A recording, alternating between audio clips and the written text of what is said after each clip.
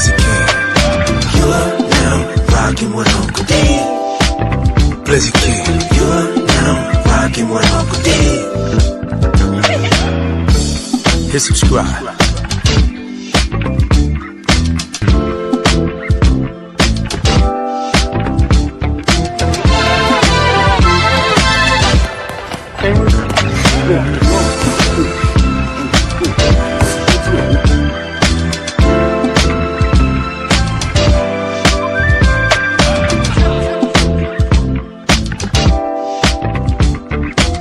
Subscribe to my guy, Uncle D.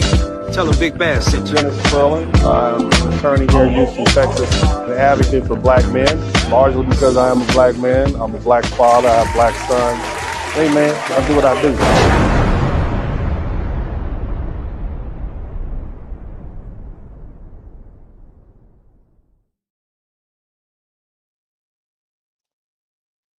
What's up, everybody? Welcome to the broadcast. Shout out to everybody in the chat room. You guys, welcome. My name is Dennis Spurling. And first, I would like to thank everybody for being here. I want to say, hey, you got plenty of other things you could be doing other than hanging out with me, but you are here.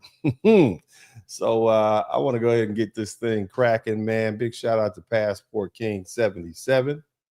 Big shout out to everybody who's coming through. Make sure that when you get in and you get comfortable, make sure you subscribe to the channel. We are marching our way towards 100,000. All right, already. Let's get the hand.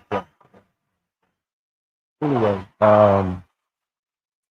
make sure when you subscribe to the channel, make sure you hit the I believe it's called the notification button, because if you don't hit the notification button, there's no guarantee that you'll be notified when my broadcasts come out. So make sure you do that. Make sure you hit the notification button.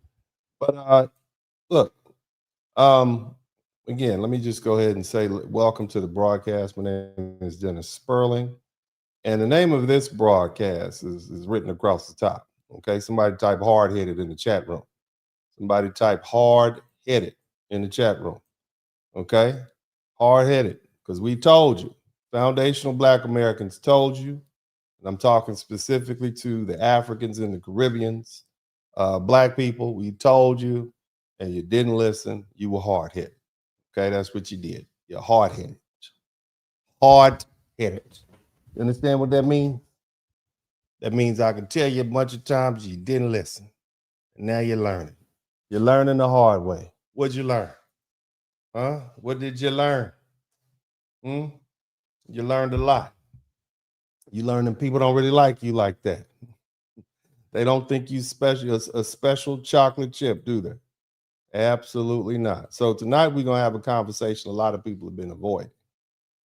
And this conversation isn't about hate, because we don't hate Caribbeans and we don't hate Africans. We are very disappointed in you all. I think I can speak on behalf of most foundational Black Americans, which is largely the reason why we've decided to delineate. Okay, but it's not even all Africans and it's not all Caribbeans. Matter of fact, I would argue that we have much love for Africans and Caribbeans and most melanated people. It's not even an issue. The problem is that you all have not listened, you haven't paid attention, and you here in our country, and the things you do make our life harder.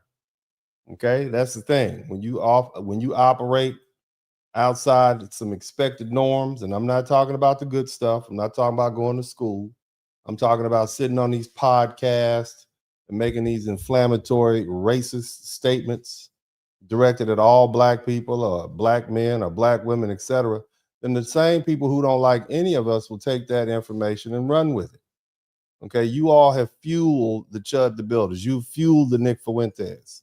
And Chud the Builder, Nick Fuentes sits behind a podcast. Chud the Builder takes it out to the street. You see how this is progressively getting worse? It's getting worse and worse. And so this conversation, like I said, it's not about attacking Black immigrants. Not about pretending Africans and Caribbeans and Black Americans don't share some racial experiences in America. Okay? This is about truth, lineage, history, and political clarity, because in America, words matter. Identity matters. Lineage matters. And when people don't define themselves, somebody else will define them, usually in a way that benefits everybody except them.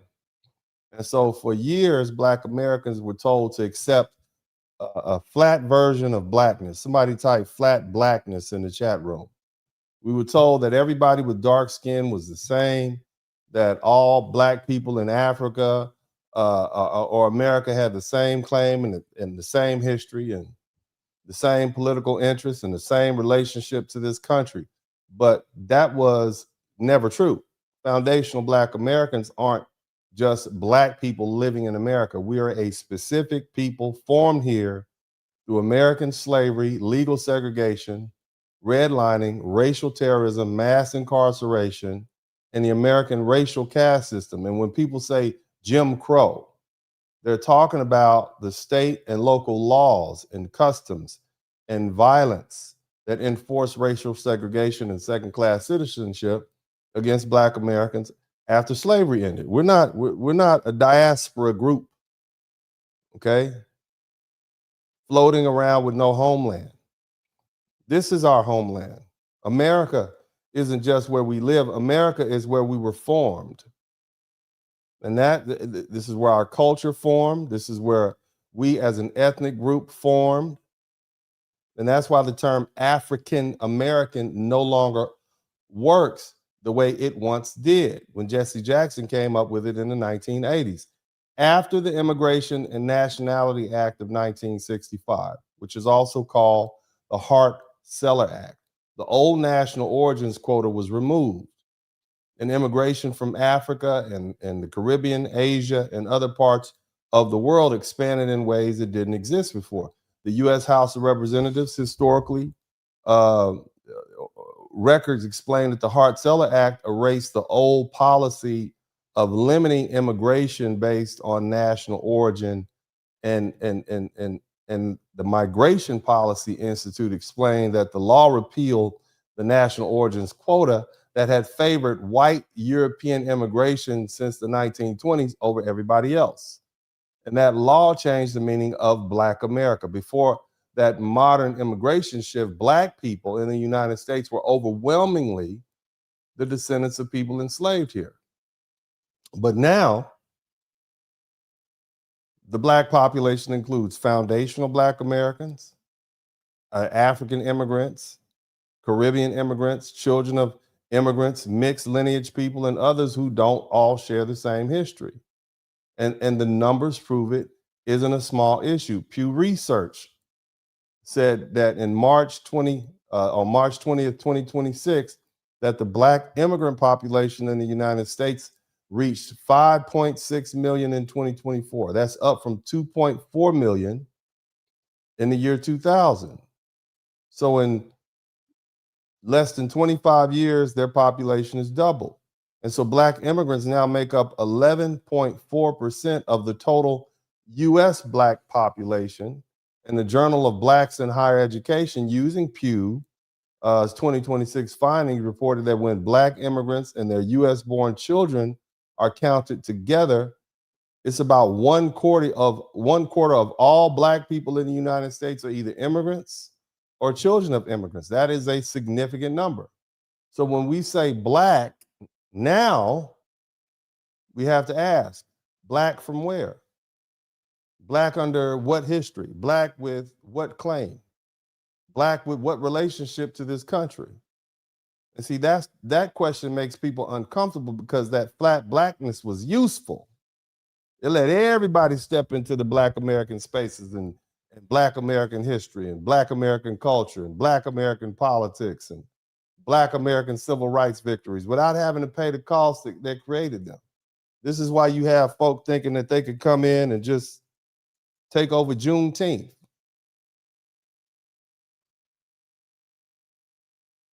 What does Juneteenth have to do with jollof rice and African celebrations, when this is distinctly a holiday that came about because the Black folks in Galveston, Texas, weren't told about the Emancipation Proclamation until sometime later in June, on one of the 10th. 13th, 14th, all the way to 19th. Over here in East Texas. But that flat blackness allowed people to benefit from the moral authority of Black American struggle while keeping their own national, ethnic, or immigrant identity when it was convenient. So the flags come out when they do something great. But when it's time to reap the benefit of scholarships and set-asides and, uh, hide their illegal activity, that just is left up to flat blackness, and people are assumed that it was just some Black American who did it or failed or did something wrong. And that convenience is no longer acceptable. And that's what I mean when I talk about tethering. Okay. Now let me say this. Not every Black immigrant is a tether. Far from it. Okay. Tethering is when Black people attach themselves to the Black American struggle and Black American success and Black American identity while refusing to admit that they aren't the people who were formed by that specific history. And then on top of that, they have the nerve to be disrespectful to the same group of people or culture. That is tethering to the worst degree. And Black Americans have a problem with that. You have people like Candace Owens. You have people like, well, I'm not going to go into all the names, but you know who I'm talking about. They will sit on these cable news networks. They will sit on these podcasts. They will say horrible things about foundational Black Americans under the auspices, that I'm Black and I can speak for one. I can speak for foundational Black Americans, or I can speak for Black Americans. And their lineage is not even in the United States. They have no knowledge of the culture. They don't have any understanding of the history. And yet they're allowed to speak on behalf of us. They're a convenient choice. Again, let's be clear about something. Solidarity isn't the problem. Respect isn't the problem. Africans and Caribbeans can live here, work here, build here, and you can stand with us as you have. But you can't immigrate into the ethnic group. You can't arrive after the struggle and the claim and the inheritance as if your family paid the same price. You can be Ghanaian, but you can't be foundational Black American. You can be Jamaican, but you can't be foundational Black American. You can be Black, you can be whatever, but you can't be our ethnic group. No different than I can't go to Ghana and be Yoruba.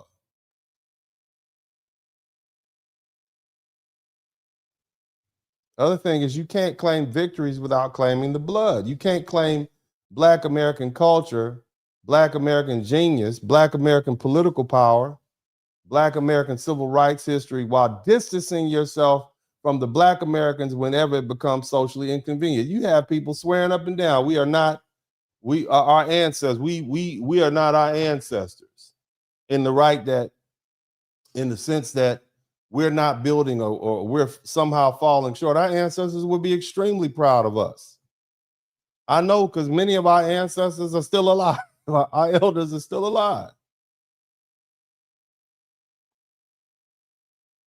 And this is why foundational Black Americans are delineating. We're drawing a line, not because we hate anybody, but because history taught us that undefined people get used.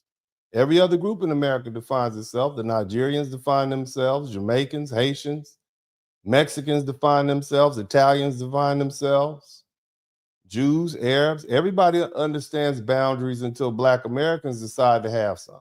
And then suddenly boundaries become division. Suddenly definition becomes hate. Suddenly lineage becomes gatekeeping. No, that trick doesn't work anymore. The truth is that Black Americans and white Americans have had a brutal, violent, complicated relationship for more than 400 years. It hadn't been peaceful, but as I always say here, there's an understanding. Somebody type understanding in the chat room. White Americans and Black Americans have an understanding. An understanding that a lot of immigrants don't understand. White America knows that Black Americans aren't a passive people. Did you all know that?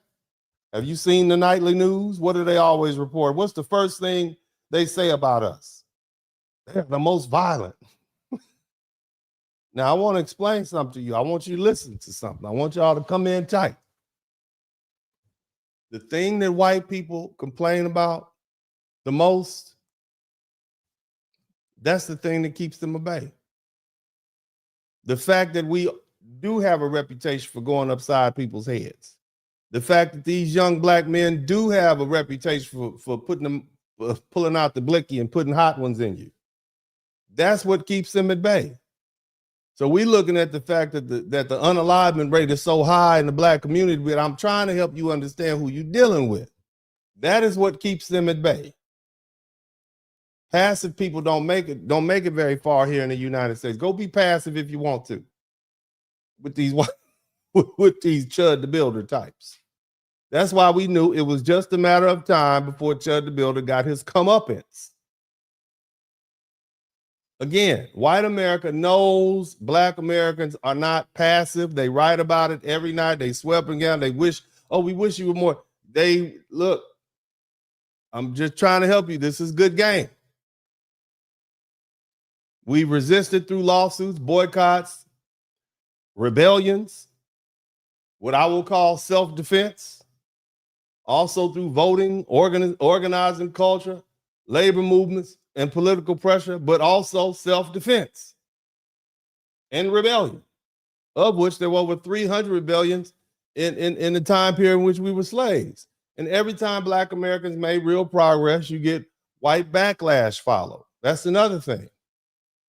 But again, we know them and they know us. After Reconstruction, the period after the American Civil War, when the country tried to rebuild and define freedom for our ancestors, the KKK rose up and pushed Black people back into a lower social position, had us scared. We fought back. But the first Ku Klux Klan was formed in Pulaski, Tennessee in 1865. The war, it was still putting bodies in the ground. It was literally a terrorist organization that helped weaken the political power of the Southern Black people and the Republican Party, which was at that time anti-slavery. And by 1870, 5 years later, the KKK had spread into almost every Southern state and became a vehicle for white Southern resistance to Reconstruction era policies that aimed at uplifting Black people politically, economically, and putting us on an equal level. And that went on for a while. And then you got World War I. Black veterans came home, demanded, they gave the brothers guns. They said, come on over here and help us shoot these Yazis, these Germans. They gave them weapons, they gave them dignity. And so when the Black men came home, the veterans came home, they demanded dignity, and the country responded with Red Summer of 1919. And look, Red Summer, for you all who don't know, is a pattern of white on Black violence across the United States in 1919, and much of it directed at African-American veterans and returning from Europe. And, you can go to the National World War I Museum, and the memorial says that Red Summer affected at least 26 cities across the United States. You see? So after World War II, Black veterans came home again, and the civil rights push intensified, along with bombings and intimidation and assassinations and mass resistance. And that's the American pattern. Black progress produces Black backlash. Black organizations produces reaction. Black power produces a system of response and response. And now we're watching another version of that response. Race conscious admissions, okay, that have been attacked. There was a ruling back on June 29, 2023. The United States Supreme Court decided that Students for Fair Admissions Incorporated versus president and fellows of Harvard College and Students for Fair Admissions Incorporated versus University of North Carolina. In that decision, the Supreme Court held that Harvard's and the University of North Carolina race-conscious admission program, which was designed to admit black people, was unconstitutional because they were using racial categories that the court called imprecise, opaque, and arbitrary. And that decision changed the legal landscape for affirmative action in college admissions. The whole point was to try to undo some of the bad things that had happened to black people because of 250 some odd years of slavery, another 100 years of Jim Crow and unfair laws. Least we can do is let them into college so they can learn. At least from there, they can build generational wealth and increase the education level within their household. That's what they were trying to do.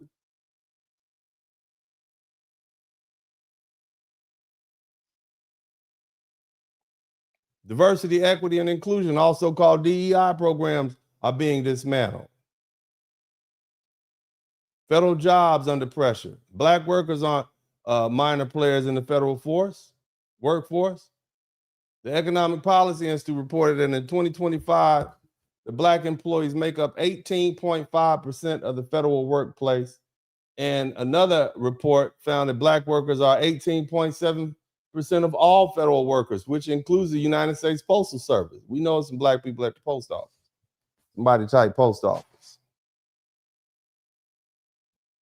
So when the federal government is attacked, then diversity programs are gutted. And when civil rights remedies are narrowed, black people feel that impact directly. But here's where Africans and Caribbeans are getting their wake-up call. Somebody type wake-up call in the chat room. See, for years, you had some black immigrants thought that they could stay immigrant first. Okay? They could be homeland first while still receiving protection of the black American struggle. And then they thought they could separate themselves from black Americans socially. That's what they thought. They got confident. They thought that they could, well, you know, we're making progress. We don't need those guys anymore.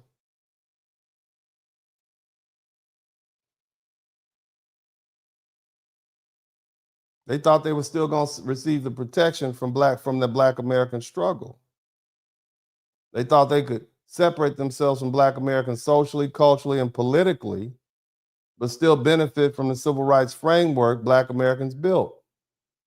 They thought they could say, I'm not like those black Americans while still being counted as black when schools, employers,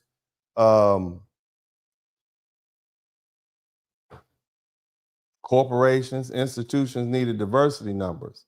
And that arrangement is breaking down, to say the least. Now the question is being asked openly: Are you foundational Black American? Are you, before you get our help? Huh? Are you the descendants of the people enslaved here? Are you part of the lineage that built this country under forced labor, then fought through legal segregation? Is that you? Are you us? Somebody type us in the chat room. Is that us? Are you one of us? Before we lay it all on the line for you. See? That's the question.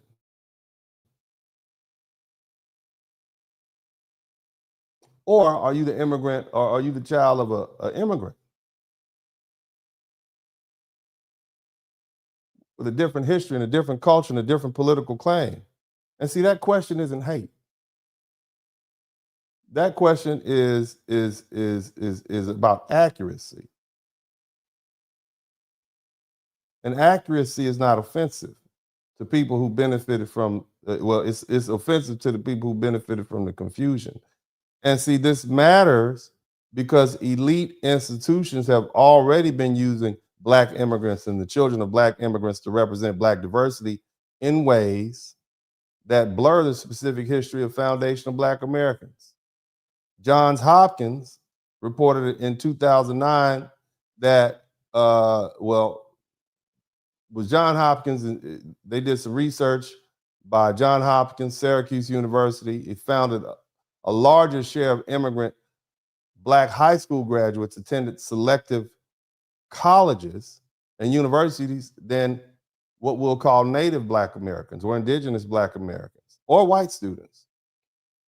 There was a 2024 higher education report that found that 29% of Black students in higher education are of immigrant origin, including first-generation immigrants and U.S.-born children of immigrants. That doesn't mean that those students didn't work hard. That's not what we're saying. That doesn't mean that those students don't work hard now. It doesn't mean that they don't deserve the education, but it does raise a real political question when institutions say they're helping Black students. Somebody type Black students. Which Black students are you actually helping? And that question becomes even more important when we talk about medicine, law, corporate America, media, and politics. And Black immigrants can be highly successful, and many are, but their success doesn't automatically become Black American success. Their achievements don't erase the specific harms inflicted on the descendants of American slavery, and their presence shouldn't be used to avoid repairing the damage to foundational Black Americans. That's the point. You can respect immigrants without allowing immigrants' success stories to replace those of Black American history. Now, y'all still with me?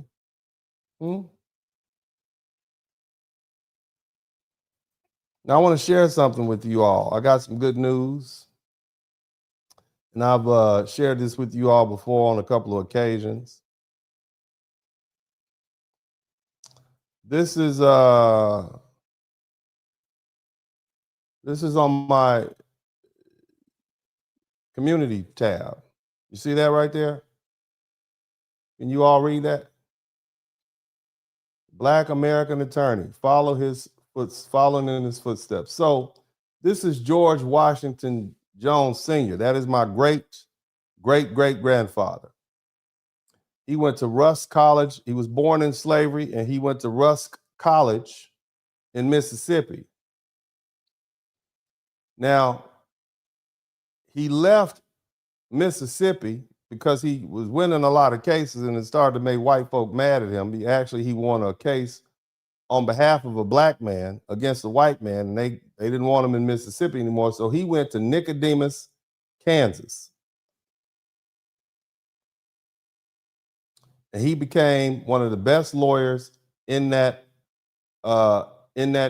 county, in Graham County. In fact, he was the first Black county attorney in Graham County, Kansas. And many of you all may remember that name. Nicodemus was founded in 1877. And I, his great-great-great-grandson of George Washington Jones Sr., have been appointed to the board of directors for the Nicodemus Historical Society and Museum. Isn't that something? Shout out to me. And so, funny thing is, his birthday is my birthday is on the same day as his. On April 18th is when he was born, and that's my birthday. Isn't that something? Shout out to the ancestors. And just so you know a little bit about, so this is my real life ancestor. Now the funny thing is, I didn't know at all. It was I had heard rumors in the family from Mississippi telling me about. So let me explain how it is. So my mother's mother, this lady here, her name was Elmira King. Let me see if I can put this up for you guys. Let me see if I can. Are y'all still with me? Y'all gonna work with me on this? Let me see if I can get this. So this is Elmira King. She's from Casilla, Mississippi. This is my mama's mama. Might type mama's mama. We used to call her grandma. Grandma. That's what we actually used to call her, grandma. So she was born Elmira M. King. I still don't know what her middle name is. We think it was Mary based on the census, but that's my mother's mother. And so my mother's mother, my grandmother's mother was the granddaughter of George Washington Jones Sr. Now, his son, George Washington Jones Jr., was the mother of my, her name was Davy Della. Okay. George Washington Jones Sr. was the father of George Washington Jones Jr., and he had a daughter named Davy Della Jones, and she married my grandmother's father, whose name was Frank James King.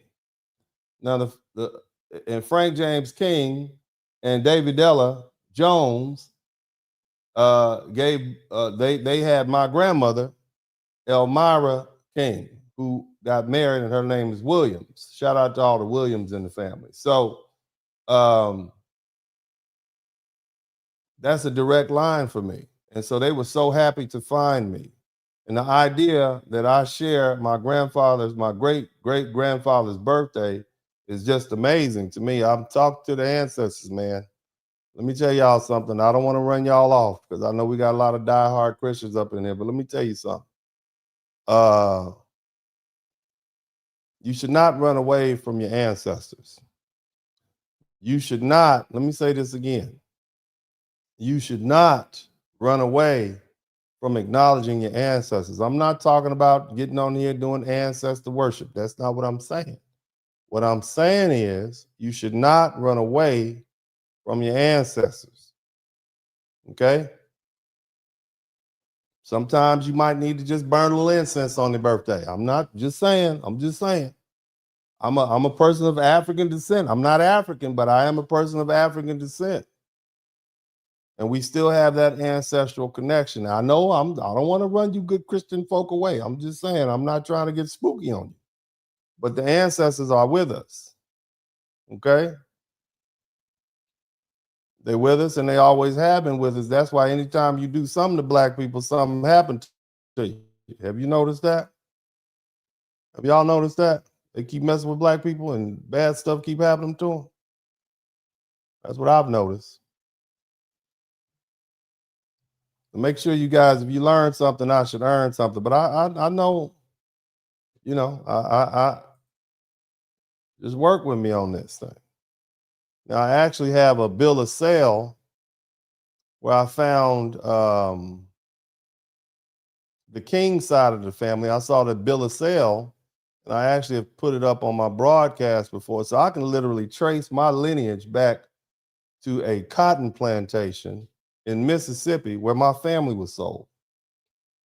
And it just has all of them in there. And see, that's the reality that a lot of Africans and again, that's something that they just could not fathom. I have a bill of sale for when my family was sold. You see? And most of you all can't even relate to that. You have no idea what it's like to say, this is your family history right here. Matter of fact, I'm going to go ahead and pull it up. Now, remember when I told you that Frank James King was my grandmother's father? Remember that? And see, a lot of you all, and I'm going to just be honest with you, a lot of people claim to be foundational Black American. They claim it, but they don't have the paperwork. Somebody type paperwork in the chat room. Where's your paperwork? Just because you was here don't mean you was really here. And some of you all who were here, your family members own slaves. I want you to think about that. Be mindful of that. So it gets very complicated. Very, very complicated. But this is actually the bill of sale for my family members. 3 former slaves. Can y'all see that? Let me know if you can see it. A relic, 3 former slaves sold during 1850s are still living. A relic of the 1850s is owned by A.L. Pressgrove. Now I'm familiar with that name. That is the plantation that my grandfather and grandmother worked on. Mail carrier of Cali, he was a mail carrier. It is a receipt given his grandfather, James Pressgrove, which acknowledged payment of $5,500 for 8 Negro slaves by Mobley and Elder. 3 of the slaves are still living: Washington King, Mary Crump, Martha Govan of Casilla Route 1, and receipt written with light blue ink, is faded and torn, but it is still legible. The receipt reads, Grenada, which means Grenada, Mississippi, November 18th, 1857, received James Pressgrove $5,500 being in full for the price of 8 Negroes, to wit, Sam, his wife, Almira, who my grandmother's named after, okay? It's spelled with an E.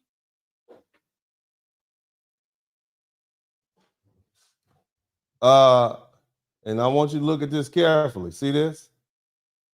Mary, Martha, Frank, and this is my grandmother's father. And Washington, all of the slaves are warranted and sound and healthy in both body and mind and right and title, free from claim whatsoever. And slaves for life as a witness, our hand, seal, Martha, Washington, Mary are the free former slaves. Do you see that? Do you see that?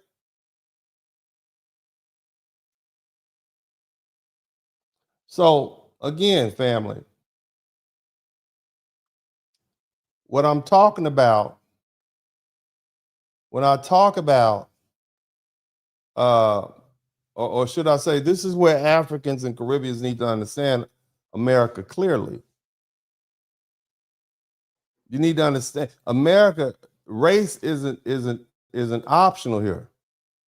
You may see yourself as Nigerian or Ghanaian or Jamaican or Haitian or Trinidadian or Caribbean first, and that's your right.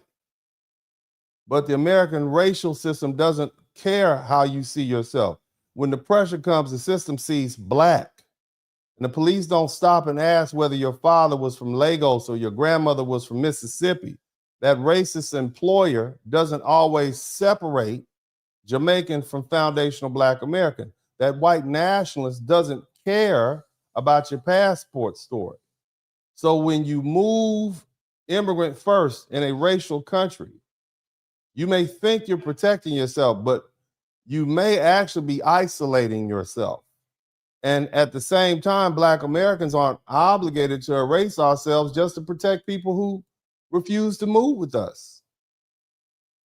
And we've learned the hard way that unity must have rules. Somebody type rules in the chat room. Rules. Real unity shares risk, not just reward. Real unity respects lineage. Real unity tells the truth. Real unity doesn't mean everybody gets to climb under the Black American umbrella when it's raining and then walk away when the sun comes out. So Africans and Caribbeans, the question tonight is simple. Are you ready to talk yet? Are you ready to admit that Black Americans are a distinct people? Y'all don't have a history like me. Did you just see the paperwork? Did you just see that? You don't have that. You all come from tribal chiefs in Nigeria, and you can know all your different names and whatnot, and all the way back to whenever. My heritage traces back to a plantation in Mississippi, and before that, North Carolina. So are you ready to stop pretending that shared skin color equals shared lineage? Because you don't have a lineage like mine. You will not be allowed to join the Nicodemus Heritage Foundation for Black Americans. It's not going to happen. You're not related. Are you ready to acknowledge that Black Americans created a culture, politics, legal struggle, and a survival strategy that you didn't create, even if you now benefit from it? Are you ready to respect the line instead of trying to shame us for drawing it? That's the question. Because see, the era of flat blackness is ending. The era of vague global black identity replacing black American specificity is ending. The era of everybody claiming black American culture while denying black American people is ending. Foundational black Americans are no longer asking for permission to name ourselves. We're not longer apologizing for protecting our history. We're no longer dissolving our lineage into a broad category that everybody can use and nobody has to honor. This isn't anti-African. This is not anti-Caribbean. This is it's not anti-immigrant. This is pro-clarity. And clarity is necessary because America is changing. The courts are changing. The universities are changing. The DEI is changing. Immigration politics are changing. The federal workforce is changing. And if black Americans don't define ourselves now, somebody type now, if we don't define ourselves now, we'll be erased inside a category that we built, bled for, and made powerful. So today, tonight, tomorrow, wherever you are, we're going to talk plainly. We're going to talk about lineage. We're going to talk about identity theft. We're going to talk about tethering. We're going to talk about immigrant first politics. We're going to talk about why black Americans are saying this. Can you stand with us? That's fine, but you cannot replace us. You can respect us, but you can't become us. You can live amongst us, but you can't claim what you didn't build. And foundational black Americans know who we are now. And that line is permanent. Now, as always, I have some videos I would like to share with you all. Would you all like to see some videos? I will do my best not to talk over them. I'm going to do the best that I can not to talk over these videos, but I'm going to go ahead and get them going. And again, if you learn something, I should earn something. That's my only rule. You don't owe me anything, but I certainly would appreciate it if you did learn something. At least let me know by subscribing to the channel, okay? Somebody hit subscribe now in the channel. Everybody hit subscribe now in the channel. Let me know that you know what's going on by subscribing to the channel or hitting subscribe now in the channel, okay? All right, shout out to K, AOSQ, welcome to the membership, appreciate you. So look, let's go ahead and get these videos cracking. Now, again, I want you to understand something. People are tired of immigrants. I'm just pointing it out to you. I'm not, all across the world, people are tired of immigrants, okay? They're very, very, whether you talk about Europe, whether you talk about Mexico, everybody. I know, isn't that something? The Mexicans are tired of immigrants coming to their country. Everybody wants everybody to go home, okay? And a lot of that has to do with the fact that you have a lot of very disrespectful people who come to these different countries. Let's take a listen to this.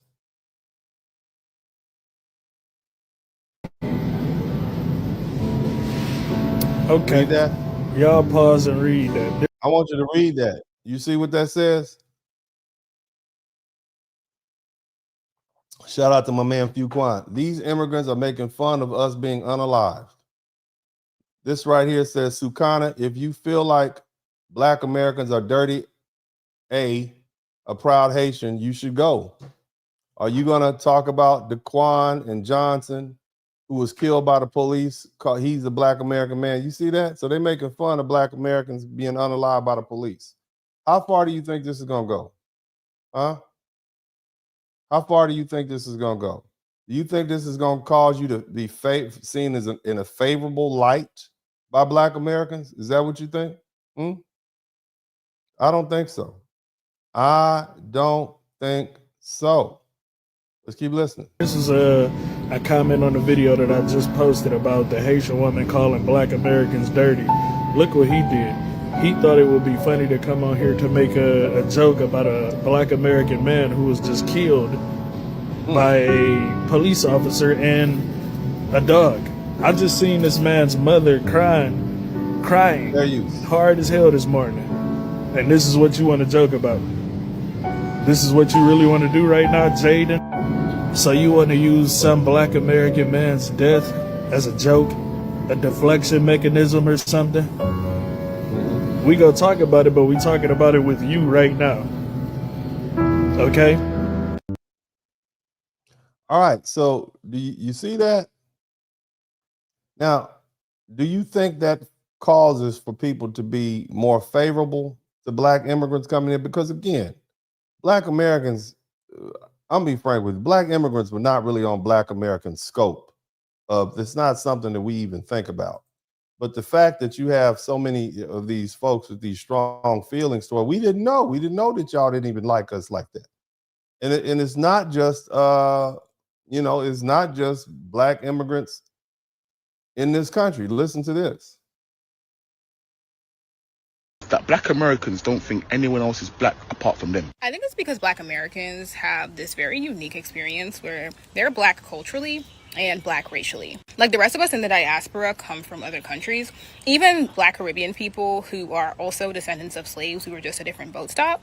We still have a culture that's separate from being a black American. Because of the history of slavery and treatment of black people in this country, black people do have that experience where their race is directly tied to their culture. So all right. So again, remember when I told you all earlier that a lot of black immigrants, they don't understand why we are so fixated on race. Why is it all about race? Because it's a matter of survival here. We live in a country where we are surrounded by people who don't like us per se, okay? And we live in a racial caste system.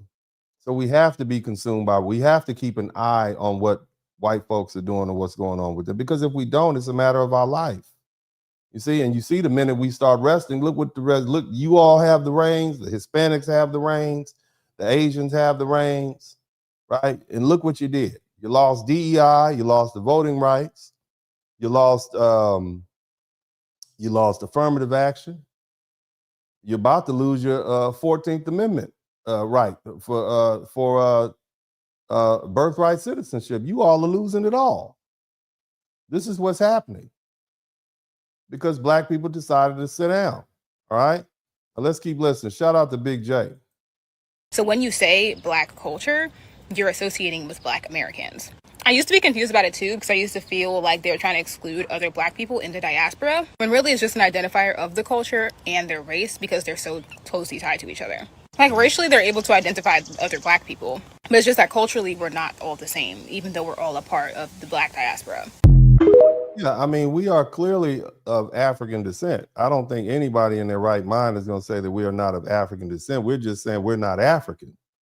And that's a big difference. You can be of African descent. You can be of direct African descent. But I mean, Africa is a continent with 54 different countries.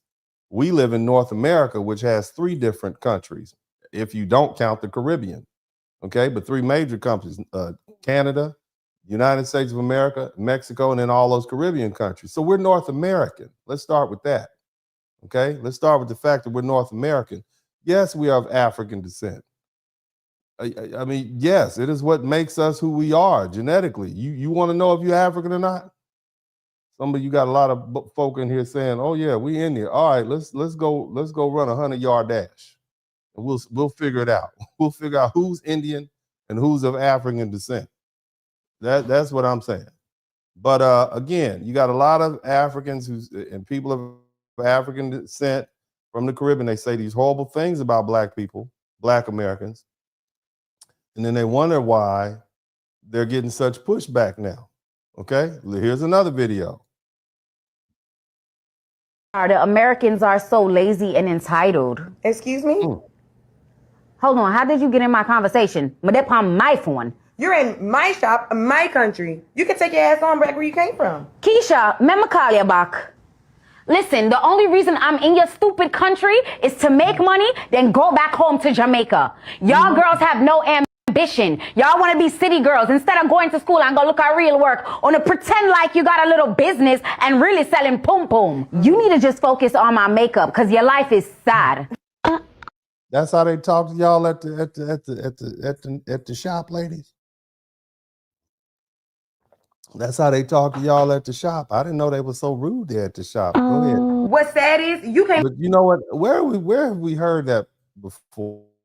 Haven't we heard that before? I think I've heard that sort of rhetoric before. Somebody say African Smurf.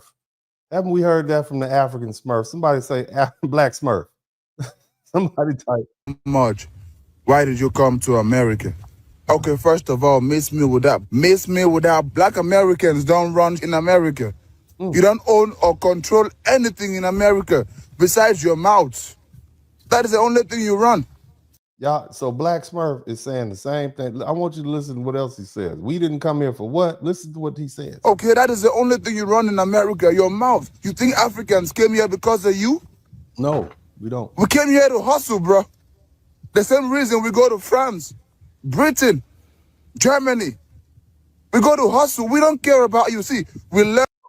All right, so you heard what he said, right? We don't care about you. We came here to hustle. So how can you unify? To be city girls instead of going to school and go look at real work. Listen to the little Jamaican lady, right? And I know this is a skit. I'm not saying it's not a skit, but I want you to hear the rationale. Listen. Is to make money, then go back home to Jamaica. Y'all girls have no ambition. Y'all want to be city girls instead of going to school. Okay. So again, how do you unify with some people who did not come up here to unify? Their plan is to get their money and go. They're using this as an opportunity, okay? And that's what you all need to understand. So trying to unify with people that already are saying we're not here to unify with you, what's the point of that? So why is it division if Black Americans say, well, you know what? We're just going to delineate. You all are not really up here to unify with us anyway unless it's convenient. So why not delineate? Why is that divisive?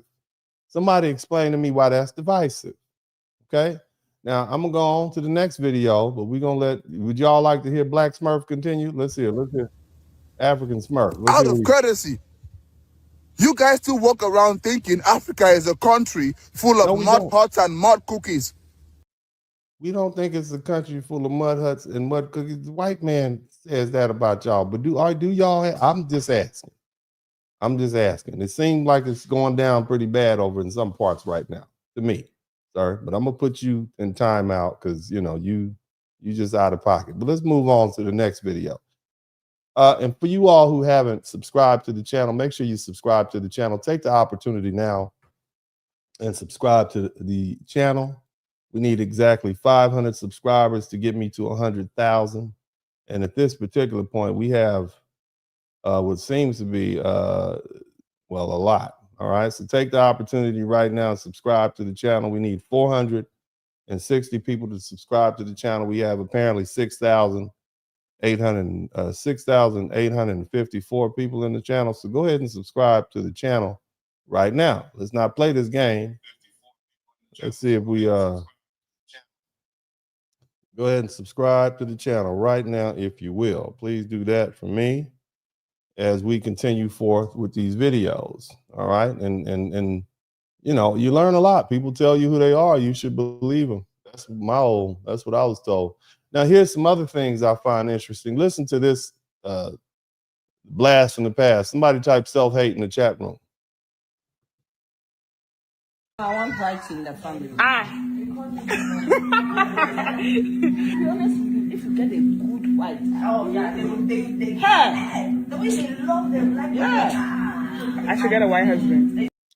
All right, so if you haven't read the thumbnail, African mother advising her daughter to marry a white man, stating she wants white in the family. Now, she didn't say marry a rich white man. She didn't say marry a dignified white man. She didn't say marry an intelligent white man. She said any old white man will do. So what I want you all to do for me, I want you all to go down to the local homeless shelter. Okay. I want all my foundational Black American brothers and sisters. I want you to go down to the local homeless shelter, and I want you to find a Matthew or We need a Matthew. We need about 15 to 20 Matthews. And we're going to line them up. And we're going to say, are these the type of white men that you want? I want the ones with the teeth missing. Where's that street in Philadelphia where they have all the Matthews hanging out? But better yet, we can go down to Appalachia, and I want you to pull up to the first available trailer park. And I want you to pull out all the anybody named Buck, okay? Bob is outdated. I want you to pick up anyone named Shane. I want Shanes and Bucks. If there are any white men named Shane or Buck, I want you guys to hit me up, okay? Because I want to introduce you to this African woman, and you can have her daughter. Since any white man will do, not an intelligent. You just want white people in your family. I'm gonna tell you something. Black Americans, we got white people in our DNA, and that has not helped us. Okay, let me just point it out to you. It's not helped us. Nevertheless, if the standard is all she needs is white skin, we can hook you up with that. We got plenty of loose white people around. All my loose, I got some white supremacists on follow my page. You know, everybody's welcome here. All right. But you just, all she wants is a white man. That's what this African mother queen, all she wants, all that culture that you have over there, any white man will do. Now that sounds pretty foolish to me. Yeah, Kennington, that's the street in Philly. Let's go down. I want y'all to pull a school bus up in Kennington and load it up, whites only. I want you to put white men only, load them up and go drop them off at her house. And so all her daughters can marry some of those white men on Kennington. You see how silly that sounds? African mother advises her daughter to marry a white man, stating she wants white in the family. Is that all? Is that all? And you want, this is the culture that we are delineating from that. If nothing else, brothers and sisters, if nothing else, this sort of foolish, self-hating rhetoric is something that we had to get away with almost 200 years ago. We don't want to go back to that. Why would we marry into that? Look, I tell my sons and I tell black men all the time, my preference for them is to date and marry women of African descent, because even though we don't like the culture, we'll take the melanin. We'll keep the melanin. We can work with the melanin. The melanin is magical. We don't want to deal with the culture and the brainwashing, but we will take the melanin and we'll work with that. We'll work that out with the grandkids, okay? Whether she's African from Jamaica, Trinidad, Alabama, Mississippi, hell, pick anywhere in Africa, we'll take the melanin. But this culture is a problem. This is what we have to delineate from. Let's go ahead and finish listening to this African mother queen goddess tell us about how she wants her daughters to marry any old white man. Somebody type Matthew in the chat room. Somebody type Kennington Boulevard in the chat room, or Kennington Avenue. You have to find the right one. That's just silly. Somebody, this is what we want, right? That's just silly. Who even talks like that in 2026? Okay. Now, let me let me tell you what they really think about you. Here, let's listen to the white folks. Since you ought to believe me. In Africa, right? They have an entire continent. The question is, why aren't they African in Africa, right? They have an entire continent. They have many, many countries, something like 52 countries in this continent.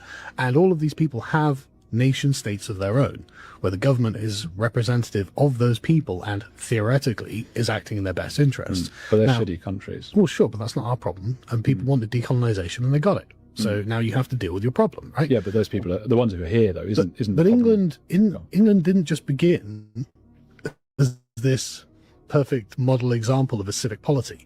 We had civil wars. We had centuries of ethnic strife and political strife to get to the point that we're at. And so, I'm sorry. So in other words, this white gentleman is saying, go be African in Africa. That's what he's saying. Go be African in Africa.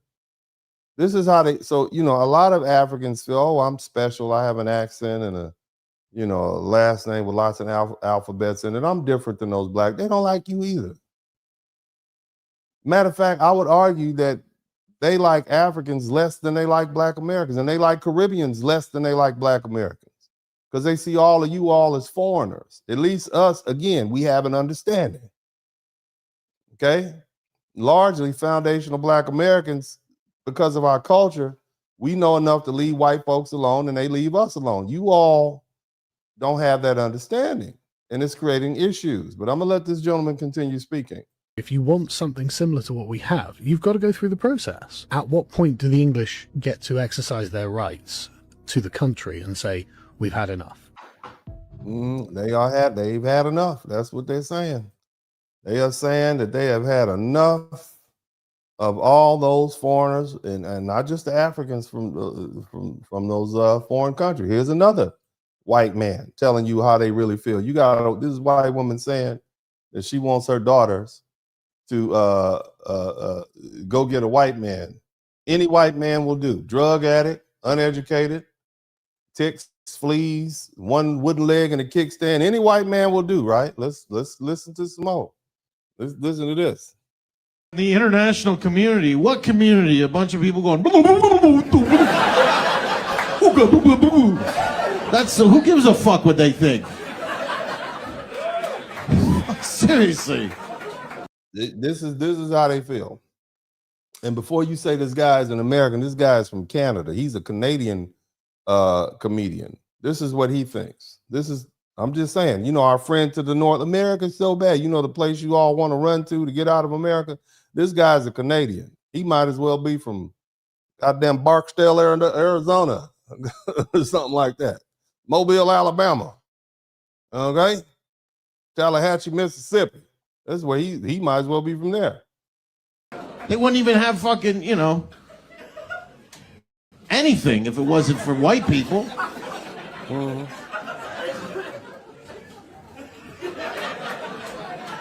What is a road? They don't, we fucking, like white liberal women in America are like, colonialism is the most horrible thing on this planet. And then in Africa right now, they're like, we would like you to come back.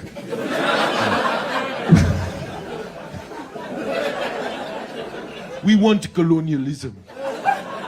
We like the white man more than the Chinese people.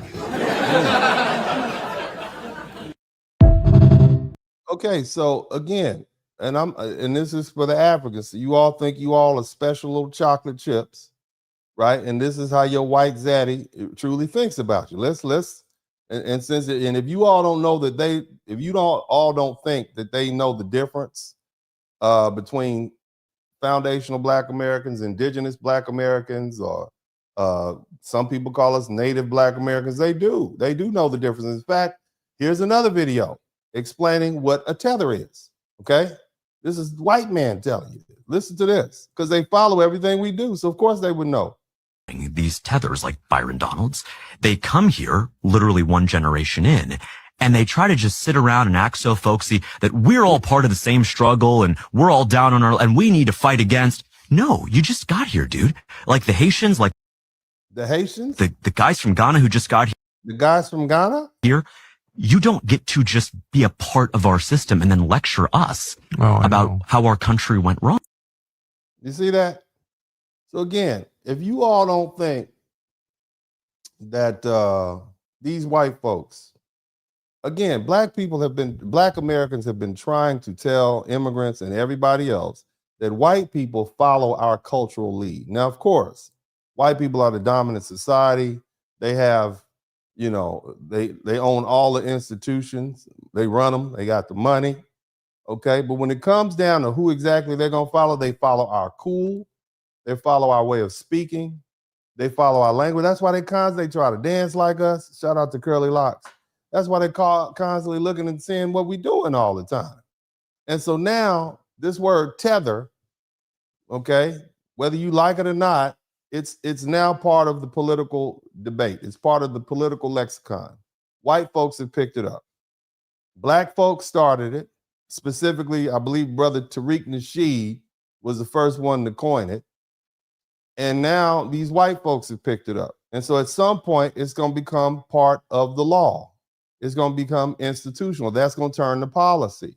And so they're going to begin to delineate on our behalf. Again, white people follow Black people in this country. I just trying to say. You see? And so now you have this white man on this podcast. I'm just trying to help y'all understand. Okay. And you don't have the cover anymore that you used to have. So are you all ready to talk? Because you've been hard-headed. Somebody type hard-headed in the chat room. Are you ready to have a conversation yet? Are you ready to have a conversation yet? Or do you still need to keep learning? Do you need to feel the full brunt of what these white folk have in store for you? Or are you ready to have an honest conversation yet? I'm just asking for a friend. Okay? Let's just keep it in 100 with you. Let's look at some more videos. But if you know if it's gone that far, there's no stopping. It's going to keep going. And here's another one. And here's another thing we don't like. We don't like the fact that you all come over here. You know who this guy is. Hey, listen to this. Let me know if you can hear it clearly. Cooking Jews in ovens, then called a pregnant woman a... Now she's talking about Myron Gaines, okay? That's who she's talking about. And this gentleman is a horrible tether. And conservatives welcomed him to their biggest conference of the year with open arms. Watch this. This girl's a fat fucking Jew. Now this guy right there, if you don't know him, this skinny dude is from East Africa. I believe he's from one of those East African countries. And he's constantly on the internet saying disrespectful things about foundational Black Americans. Now this gentleman he talks to a lot of, I've never seen him have anybody on there with any sort of degree of gravitas, education. He always talks to people off the street. Now, I believe he used to work for the federal government or something. And I don't even think his real name is Myron Gaines. I think it's like Fadu or something like that, some foreign name. He's a foreigner himself. And but because of his dark skin or melanated skin, I guess, he takes it upon himself to say these horrible things about Black Americans. And he's not like a Chud the Builder, because clearly Chud the Builder is white. But this is a clear example of what a tether is. This. Somebody said he's from the Sudan. Okay. So this is a clear example of what a tether is. Someone who's tethered themselves to the Black community in America and then disparages the Black, reap the benefits of it. You know, he himself is probably some sort of got benefits because they say, oh, well, he'll fill a racial category, whether we're talking about the federal government or entering into college. But he wouldn't even be here. His parents wouldn't have been able to come here, but for the Hart-Celler Act, where we allowed all these immigrants to come in the wake of the Civil Rights Act. Okay, so let's listen to what this young lady has to say about Mr. Myron Gaines. So the hoodie he was wearing has on it a right-wing anti-Semitic meme that invokes the Holocaust, glorifying the literal incineration of Jewish people in concentration camps. And what makes it so insane... Let me tell y'all something, family, and I'm going to let this play. If they don't like Jewish people, they don't like Black people either. I want y'all to keep that in mind. So don't fall for that rhetoric. Because I know that online there's a lot of Black people saying, yeah, if they don't like Jewish people, they don't like Black people either. Keep that in mind. All right. So before you go team up with the white supremacists and whoever else disparaging folk of other ethnic, keep that in mind. I just want you to be mindful of that. Let's keep listening. Hideous is that let 'em cook is African American vernacular English. And just like they co-opted woke, DEI, and CRT to subsequently weaponize them to mock Black cultural production, they're doing the same thing here with the extra layer of mobilizing Black vernacular to perform anti-Semitism. Not to mention the use of a famous children's character to do it, which is not a mistake. It's an intentional maneuver to make these extreme and hateful ideas mainstream to children. Myron Gaines is the perfect example of the red pill to Fuentes pipeline. He started with sharing regressive sentiments that were fatphobic, anti-feminist, conspiratorial. And as time has gone on, his ideas have become increasingly extreme. So much so that his podcast is now designated by the Southern Poverty Law Center as a hate group. The jump from run-of-the-mill misogyny to Holocaust denial is not as vast as you might think. This is why I always say where one form of bigotry is harbored, others will certainly follow. TPUSA mainstreaming these figures shows that for the conservative movement, being a Nazi isn't a deal breaker. Dare I say it's a prerequisite. So when conservatives scream about anti-Semitism on campus and how much they care about the Jewish community, I need you to understand that's a load of crap. Because if that was true, they wouldn't be inviting people like this into the fold. Yeah, so that's an example of a tether. Okay, that's what a tether looks. Shout out to Fuquan.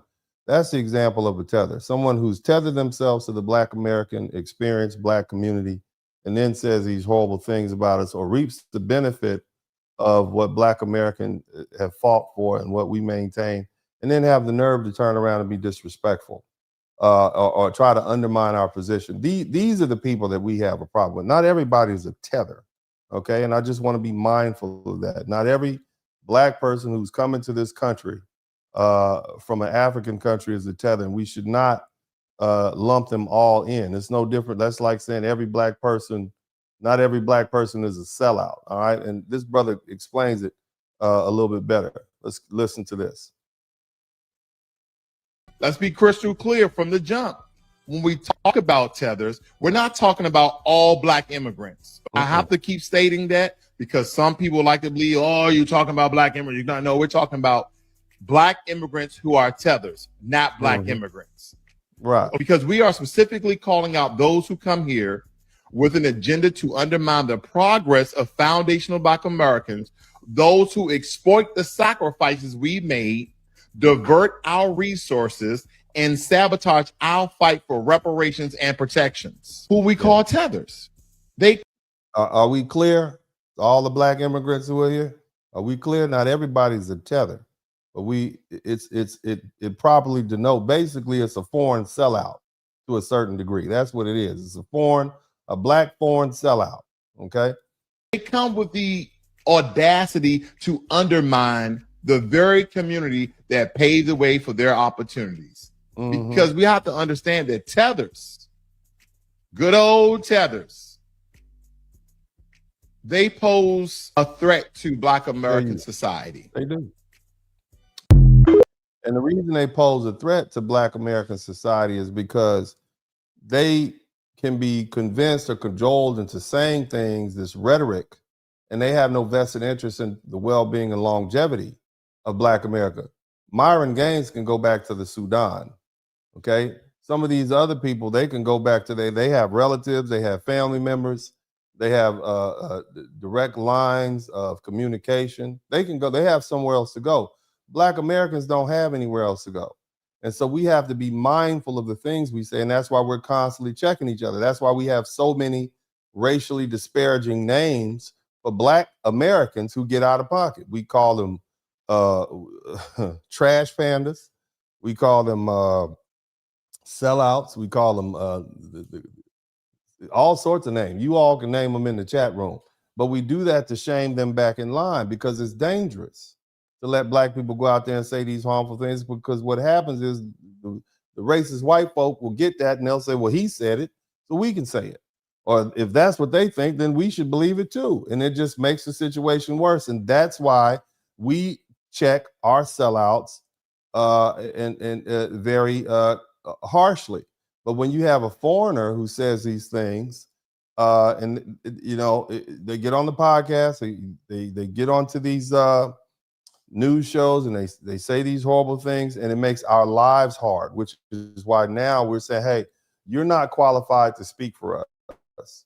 We're going to delineate for you. If you see a Black person on the internet saying something crazy, the first question is going to be, hey, hold on a minute, where are you from? No, where are you really from? See, and then after that is, you don't have the right to speak for us. Let's keep listening to some videos. British people slow. Americans, they don't know where they're from, you know. African Americans really do not embrace their culture, and it is very, very worrying. Bro, you have a do-rag on. That's literally Black American culture. Sis, you got baby hairs. That's Black American Josephine Baker culture. Look, my thing, why do you Black British even care what we doing over here? We don't care what you're doing. We don't care. The only Black Brit that we know is Idris Elba. That's it. We don't know. We don't know what you're doing over there. Okay, that's it. We didn't know they had Black Brits over there. I had to do some research. So let me get this straight. After World War II, you telling me the Jamaicans took boats over to England to fix it back? Y'all were driving the buses and whatnot. All England called y'all home. They finally called us up, and y'all packed up all your stuff, and you took your Black behinds to Great Britain, and you cleaned up all, you washed their bad children, and you drove their buses, and you cleaned their toilets, and you rebuilt all their buildings, and they still treating you horribly. And you have the nerve to talk bad about us. They acting like they want to deport you now. See what I'm saying? You got fooled again. They put you on a boat and sent you over there. And then they got some more boats and brought you to England, and now they want you gone. Have you not learned? They don't like you. But why would you bring? We don't care what you're doing over there. We don't care. I think I can speak on behalf of most foundational Black Americans. When we think about Britain, that is not on our itinerary of life, of vacations. We do not want to see Big Ben.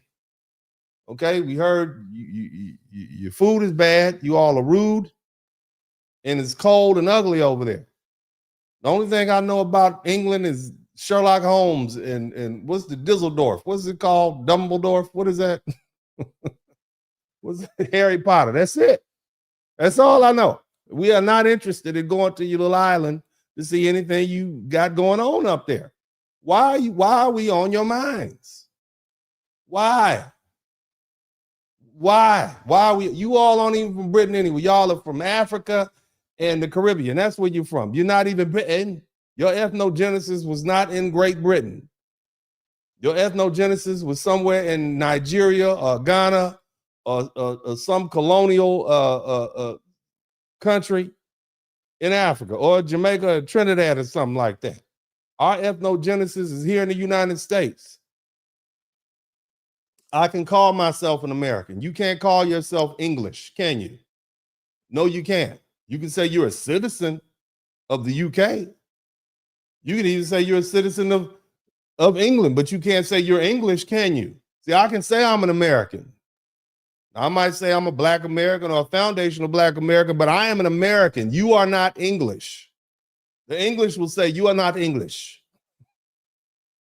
You go over there talking about, yeah, let me get a Black English. Is that a drink? Is that what you want? I'm just saying. We are not the same. Y'all mind your business and we'll mind ours. Let's keep listening. Is y'all slow? Black Americans have no culture when y'all literally are our culture. Every singer, black and white, Dale, Amy Winehouse, are inspired by Black American singers. All y'all actors come to America to act like us. I ain't going to the movie, but they is. Y'all terrible British rappers, all from our culture. I really despise these people. I'm telling y'all. I don't even know enough about the Black British to despise. I don't even know why y'all even talking about us. I know y'all got a big airport. Heathrow, that's it. I went over there and hung out. It's cold, the food was bad. I don't know. Everything was expensive. That's all I remember. That's it. Where's the culture? If you all have to come over here to get jobs, and look, if all these British actors that you got to come over here to play slaves, you all don't have your own industry. We carved out our own music industry, our own movie industry, and you all come over here to the United States and infiltrate. You fake an American accent from New York. You're from Bronx. You that my God, today. That's how you really talk. I mean, do it yourself. You reap the benefit from the same culture you say doesn't exist. I'm just saying, family. I'm just saying. We don't think, I don't know. Where are y'all even coming from? You are not even a blip. You are not a gnat on a fly's ass. You're not, let me say, you're not the gnat on a cow's ass that we even think about. That's what I'm trying to say. I don't even know why you all interjected. You just want some attention or something. I don't understand. Why are you even talking to us? We have bigger fish to fry, a big old catfish to fry, and you all are like a little bitty minnow. Oh, you just want some attention. That's the only thing. I mean, I don't get it. I don't get it. But anyway, the other thing these foreigners bring to the United States is they bring this divisive African culture when it comes to skin color. Okay, light skin, dark skin. We'll banter back and forth here in the United States, but when push comes to shove, we are all Black American. We don't distinguish ourselves whether you are a Marvin Gaye or Smokey Robinson or Martin Luther King, whatever your skin color. But see, you all come with that colonial era colorism. Let's look at this. And speak on the one drop rule. Now we have to share space now, sometimes conditionally, with white presenting black women who, because of racial identity, White presenting black women. All the foundation of Black America, white presenting black women. Some of y'all grandmamas was a white presenting black woman, wasn't she? Wasn't she? Some of your daughters are white presenting black women. So what she's trying to do is say that this African lady is saying that Black American people who come in a range of colors. Did you see my grandma? Look at my grandma. She looked light skinned on that, but she had a makeup on. She used to have a little makeup from Sears and Roebuck. But anyway, my whole point is this is the colorism that they're bringing. All the black women, light presenting black women. I want y'all to listen to what this foolishness is going on. ambiguous, have the curly hair and the white phenotypes, but because they're 3% white, like Mary from Sinners, we gotta call her a black woman, even though she ain't done none of the shit that we had to go through, right? So black women are already tired. Are y'all hearing this? She ain't got to go to none of that stuff. Black women. So you all are not real black women according to some of these foreign black women. So this is the divisive. This is divisive. This is what they bring. This is why we are now delineating. We don't want to be. We want to be foundational Black America. Y'all can keep being Ghanaian and Nigerian and Trinidad. We're going to be foundational because we like our people. Whether we're talking about a Joe Frazier or Muhammad Ali, they both were black. So we both get to be champions. You understand? Let's keep listening to this hot mess and foolishness. From the word black woman being diluted with whiteness because of white supremacy. Blue is a Haitian American, and in Haiti, the one drop rule is non-existent. Like, if you were of the lighter skin tone, there's no such thing as a woman like Mary from Sinners being considered black in Haiti. Like, that is non-existent. It's not happening. Now, when Siraj Bertin was selected to represent Haiti in the Miss Universe pageant, some people were upset. They thought she was too light-skinned to represent black Haiti. To get that. And I'm already sharing space with the white bitch because she got a curl pattern, right? I mean, again, this lady's from Haiti. Why are you coming up here with your divisive colorist rhetoric? We don't need that. We don't come from a country where we're surrounded by other black people and we have the luxury of dividing ourselves up by religion and race and color and skin texture. And we don't have that luxury. They will slaughter us all. The only reason you all won the Haitian Revolution because it was 500,000 of y'all against a tiny number of Europeans, and you had some Europeans helping you. This is the wrong culture to bring that to. We don't divide ourselves up by skin color. You could have the same daddy and the same mama, and the kids come out with whole different skin tones and colors, and depending on the time of year. And whether or not you working in the house or out the house, you could be the same color. We don't do that here. Don't bring your divisive, colorist, racist, anti-black rhetoric up here. We don't need that.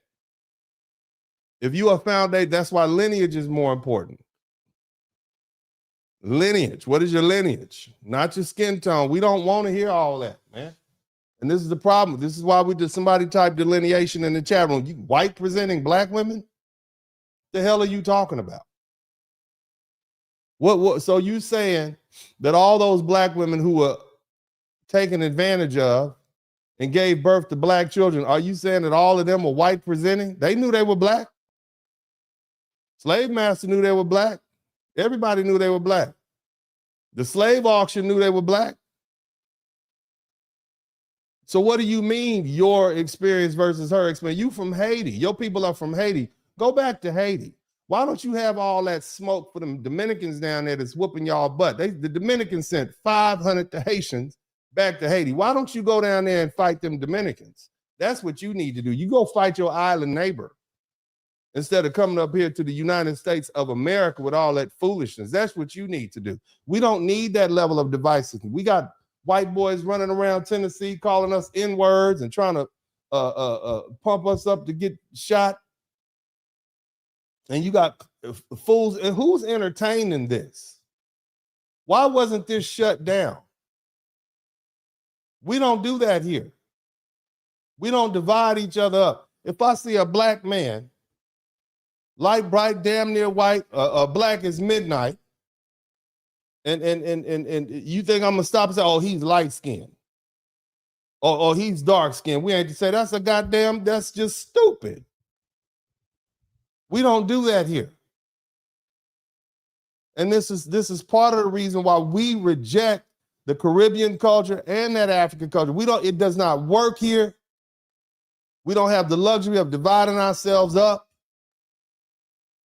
by class, by skin color, by religion, by skin complexion, by hair texture. We don't have by education. We don't have the luxury of doing that. We are surrounded. We are a tiny percentage of black people. We are a tiny minority in this country.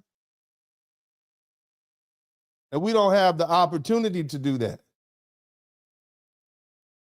We don't have the luxury of being able to do that. You can do that in Haiti. You all have the numbers. You can do it in Ghana, Nigeria, and Trinidad, and all these other places where the black people run the country and you're the dominant ethnic group. We can't do that here. They will eliminate us. But we'll let this young lady keep talking.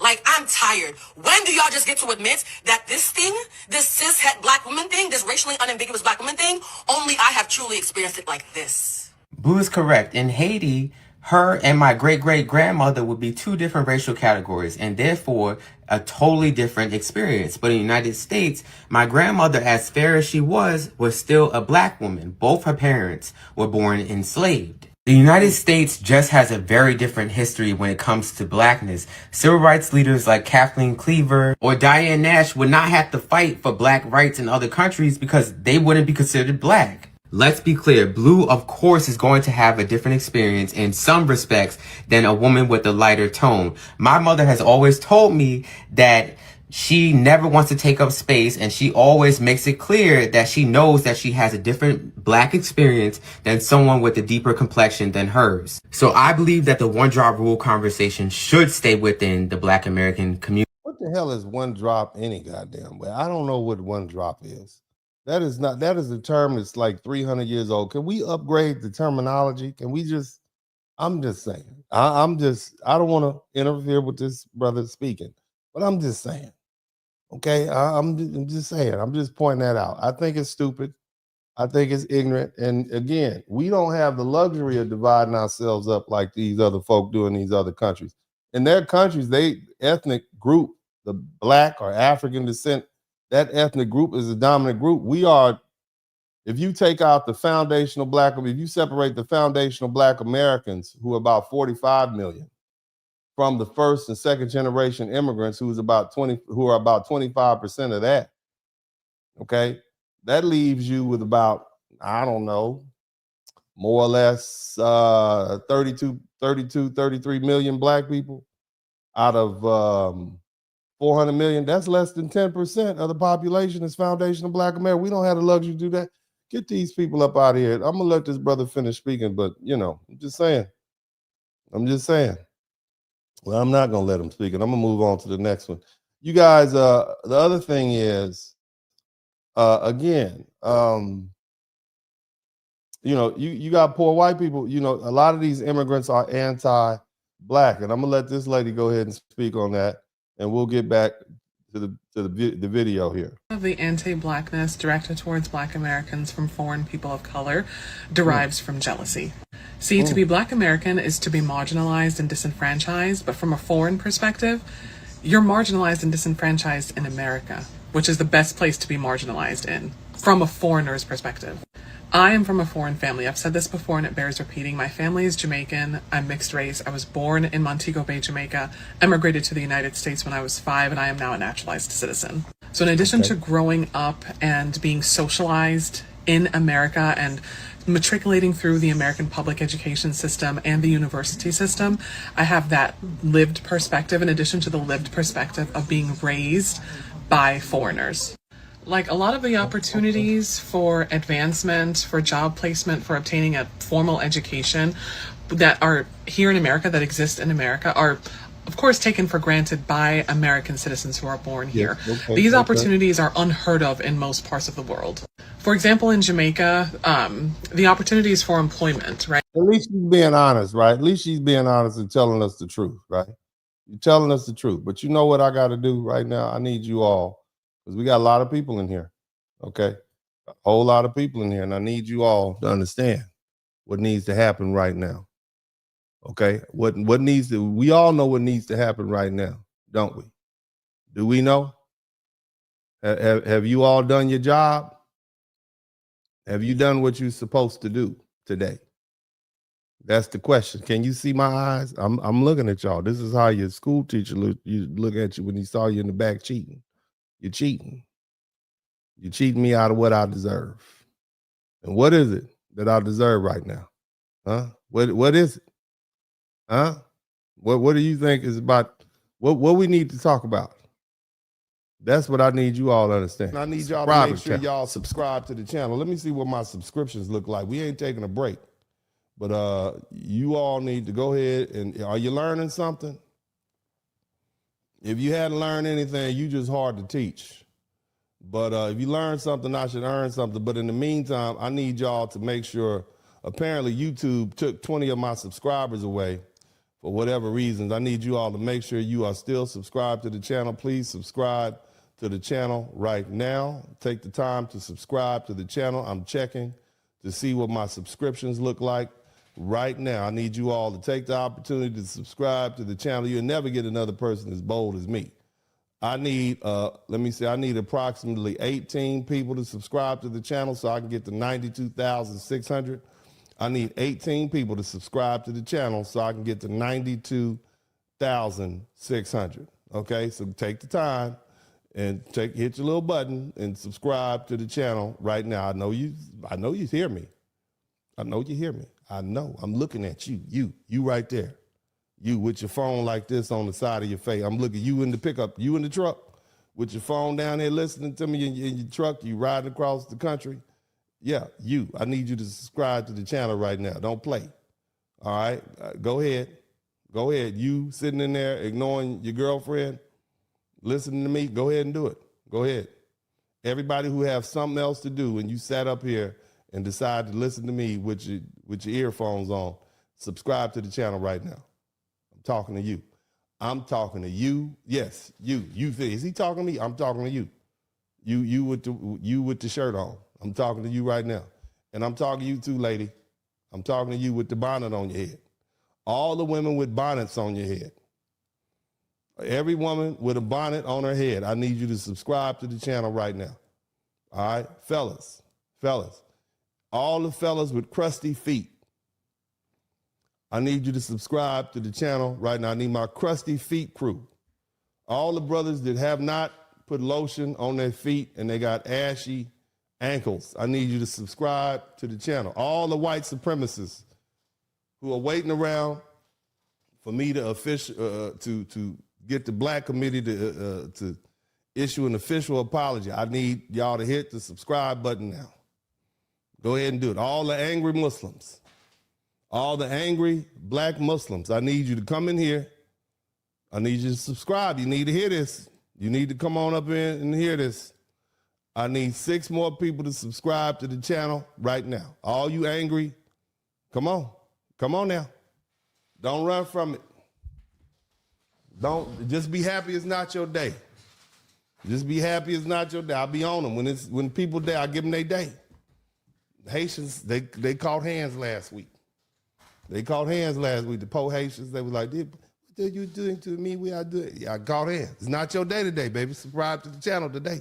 Go ahead. We need 5 more people to subscribe to the channel, and I get back to work. I need 5 people. Out of 600-700 of y'all, I need 5 folk. You send this to a friend. Send this to your Muslim friend. He about to do his hadith. He over there, talking about don't eat pork. I send him this. Next time you say, that's why I've been eating them pork rinds in front of you right now. I didn't know. Yeah. I need 5 people. All I need is 5 people to subscribe to the channel, and we will be at 92,000. Okay, I need 4 people. Don't hate watch. You're not gonna sit up here and hate watch me. You're gonna subscribe to this channel. 3 people. I need 3 people to subscribe to the channel. I need 3 more people. Look where we at. I want y'all to see where we at. Okay? See that? See, you can't see. It's almost. I need 3 people to subscribe to the channel, and I get back to work. I got more to say. I'll talk to you. 2 people. I need 2 people. I got 92,598 people. Subscribe to the channel now. 1 person. I need 1 person to give me the 92,600. And I get back to work. I'm going to get back to work as soon as y'all give me my 92,600 people. There we go. Praise God. See, that wasn't so hard, was it? Now let's get back. Let's get back to where we at.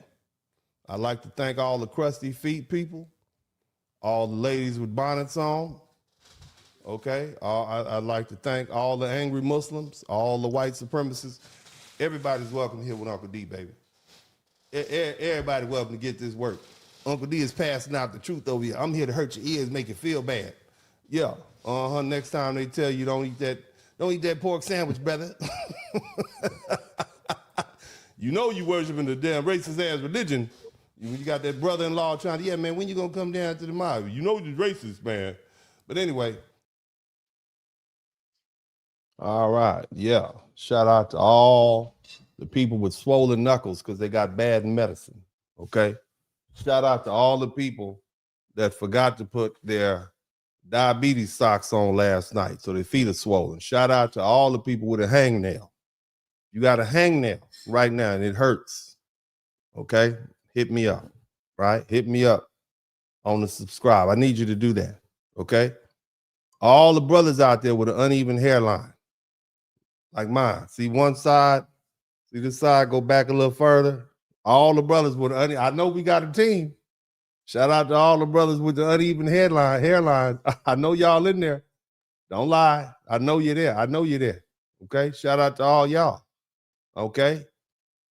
Shout out to everybody who you know, you subscribe to the channel. You've been here for a minute. Appreciate that. You winning out here, baby. You here with Uncle D, baby. All right. I appreciate that. Now let's get back to the video footage because that's the most important thing. This is the part where I get to speak and say crazy things about that y'all actually want me to say these crazy. That's what I find hilarious. You all want me to say these crazy things, and then some of y'all say, don't say nothing, let them talk. Then you want me to say the crazy things. So let's go ahead and get back to the video footage. And you know, I'm gonna let it keep talking, baby. Let's go to this one. Hit the number 1 button. Showing cultural self-esteem. You can't bait me into diaspora wars. You can't get me to dislike black people from other places because they have different experiences than me.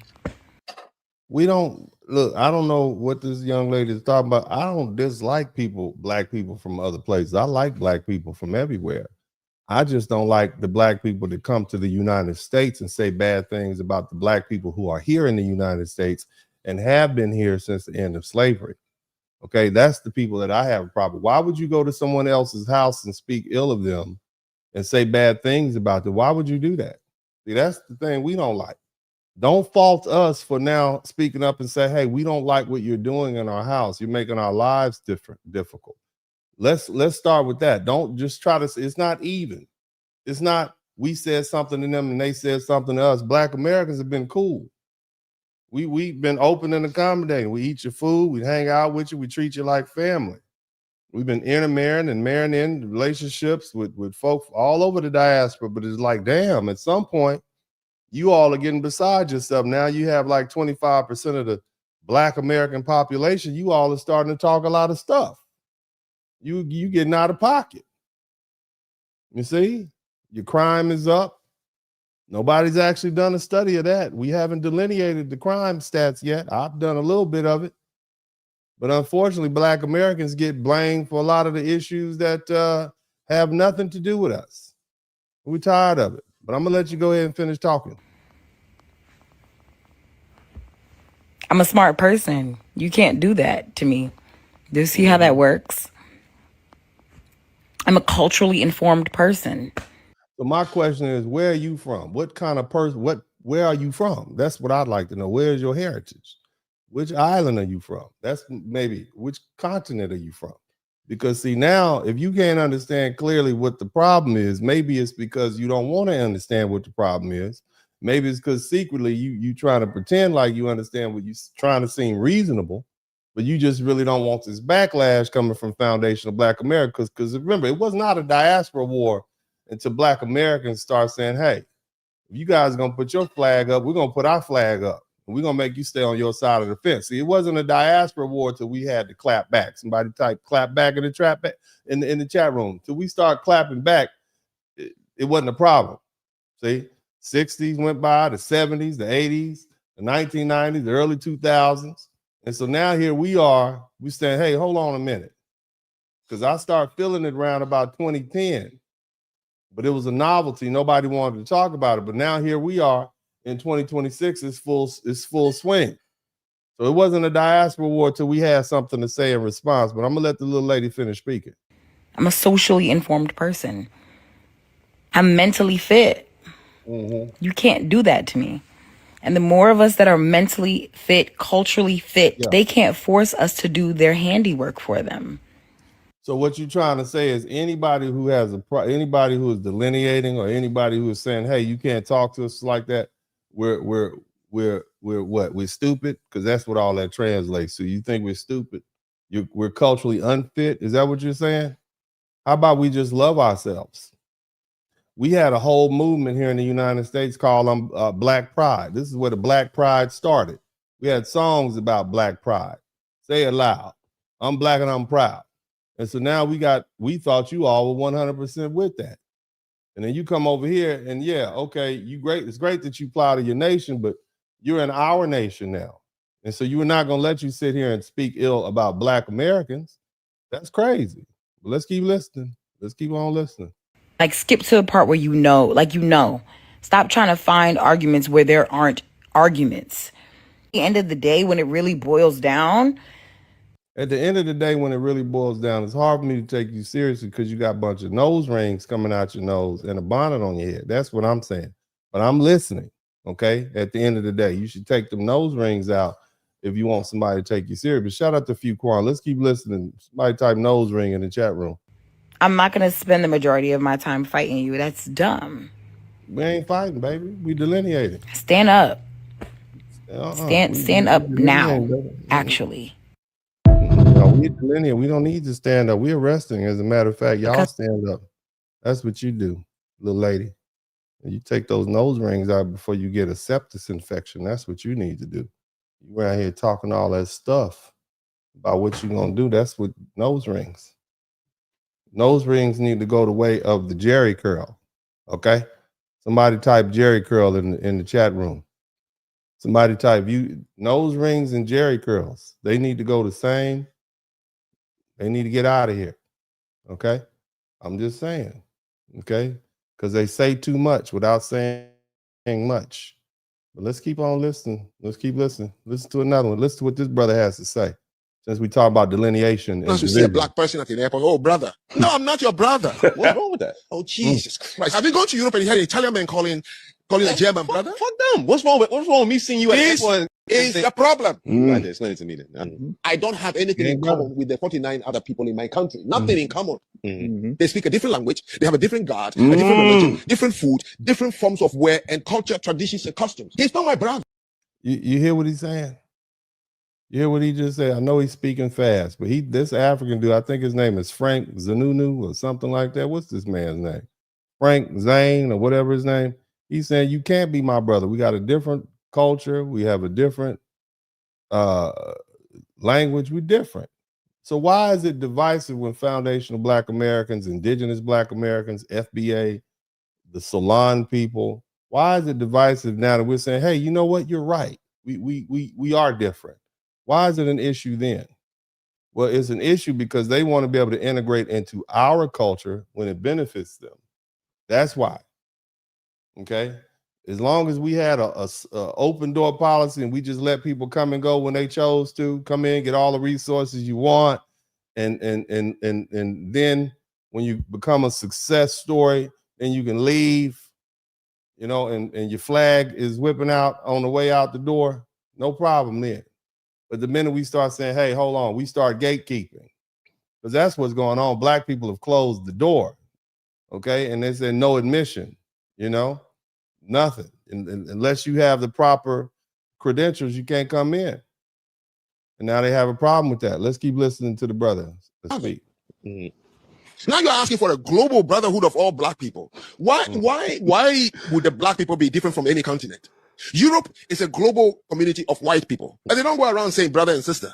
Asia is a community of all yellow Asians in Asia. They don't go around calling each other brother and sister. Same with the Middle East, same with everywhere. Where only when it comes to black people you think we are all the same. We're not. We're not. Thank you. Okay, my kinfolk are those who are ideologically similar, not color similar. Skinfolk does not equal kinfolk, and my brotherhood is relegated to those within the body of Christ. Praise God. Somebody type hallelujah for him. I don't know if the white folk agree with you. They have something called white nationals, sir. I may have to have a whole conversation about that, sir. I'm gonna put you off to the side. We may need to talk to him about that. But let's go ahead and keep listening to the video footage and see what else they have to say. You guys enjoying the broadcast? If you're enjoying the broadcast, let me know you're enjoying the broadcast by hitting the like button. Okay. Let me know you're enjoying the broadcast by hitting the like button. All right, let's get back to work. An African dude said some disparaging things to me because I'm Black American. Those Africans don't like us. Stop. It's just anti-Blackness. It's just anti-Blackness. White supremacy, imperialism, colonialism is a global project as political ideology, as a philosophy, as a pseudoscience. All black people are affected by it. None are immune to anti-Blackness. Anti-Blackness is not like more heinous just because it comes from a nigga from Senegal or Jamaica. The goal is to separate you. We can't say that word on this family-friendly broadcast. Somebody type family-friendly. He said that we almost made it through the broadcast without one profane name or racial epithet. We almost made it. Isn't that something, y'all? We almost made it. And here you came, you to look too mild-mannered to be saying the N-word, sir. Let's watch that. Somebody type family-friendly so I can counteract the algorithm. I'm trying to keep this monetized, sir. Okay? I'm trying to keep this monetized. You watch that language, sir, young man. Let's keep going. As much as possible from other people who look like you, who might serve your best interests. Is it a perfect relationship? No. But the main issue and problem is probably anti-Blackness. I'm Black American. I'm proud to be Black American. We did a lot of cool stuff. I can be proud of being. We still do a lot of cool stuff, sir. We didn't did a lot of cool stuff. We still do a lot. We are the richest group of black people on this planet, sir. We still do. We make it easy for these other people to land their helicopters over here and set up shop. We are the reason that these white folk don't. We are the reason that these white folk don't whoop up on these people and get them up out of here. You didn't know that, sir? You didn't know?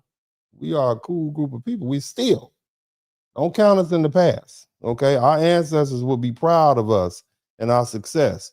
Because little as I have ancestors, and I can tell you, as dysfunctional as we think we are, they were pretty bad too. But they managed to do what they had to do, because the culture is still intact. They still came together and did what they had to do. You ever heard about all them juke joints? I bet y'all don't know who y'all. I bet y'all didn't know y'all great granddaddy had a whole nother family across town until the funeral.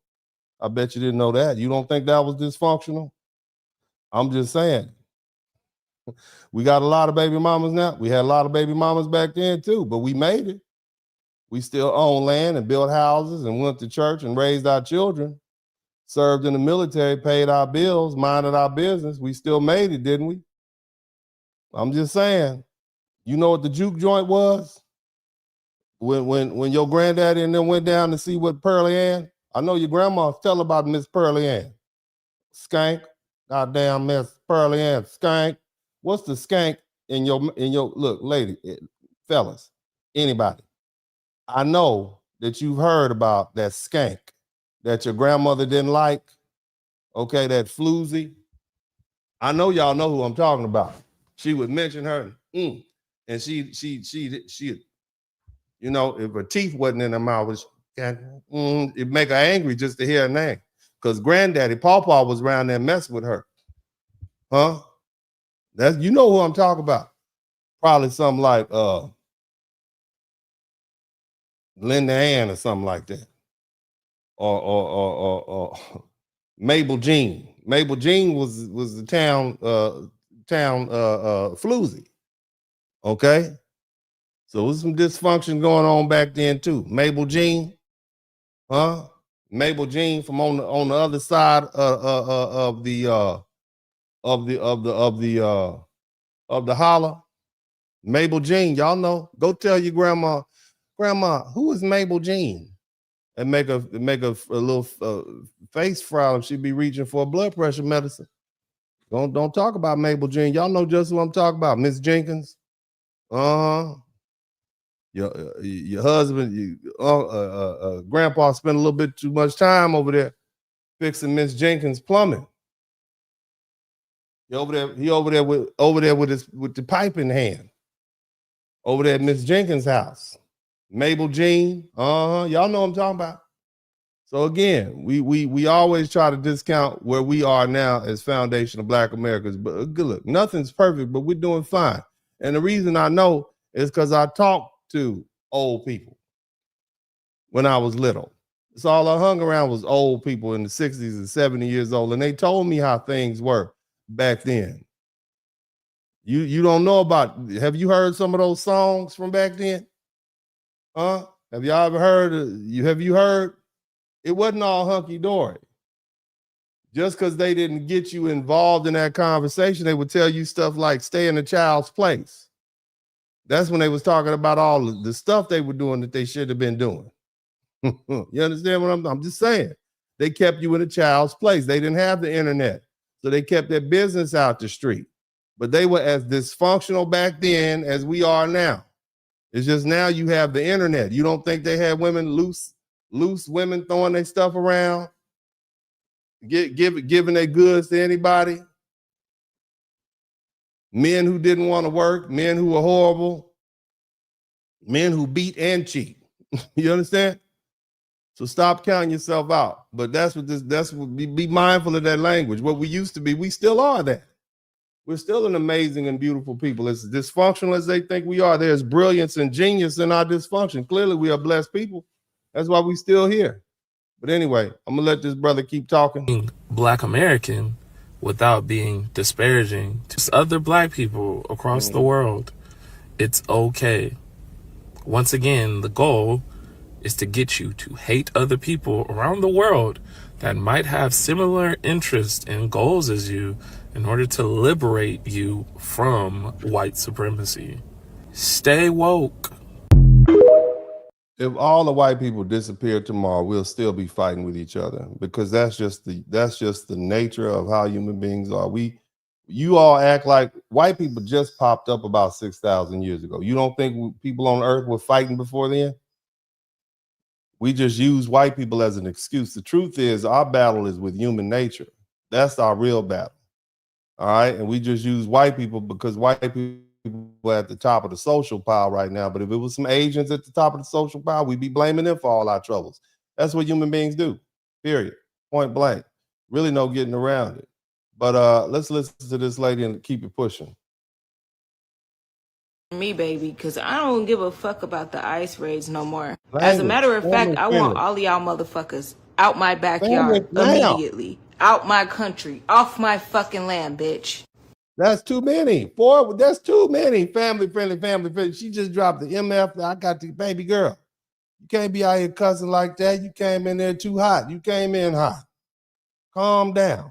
Somebody type calm down in the chat room. Calm down, little bonnet head lady. I know you mad. Calm down with all that profanity. That's 4 in the first 15 seconds. You're going to get me demonetized before I get to 100,000. Calm down, girl. Never forget these MFers was never here to stand in solidarity. I can't keep letting you play. You say another couple of words, I'm gonna get you out of here. Get somebody who's calm. I need a librarian or something. Because here's the thing, what a lot of people don't know. During the civil rights movement, a lot of black immigrants were brought here specifically to ruin the civil rights movement. So when we were boycotting jobs and not taking jobs because we were demanding greater pay, here come the fucking docile Negroes taking the jobs for less. And they dumbasses was happy as fuck to take it. That's number 5. That's number 6.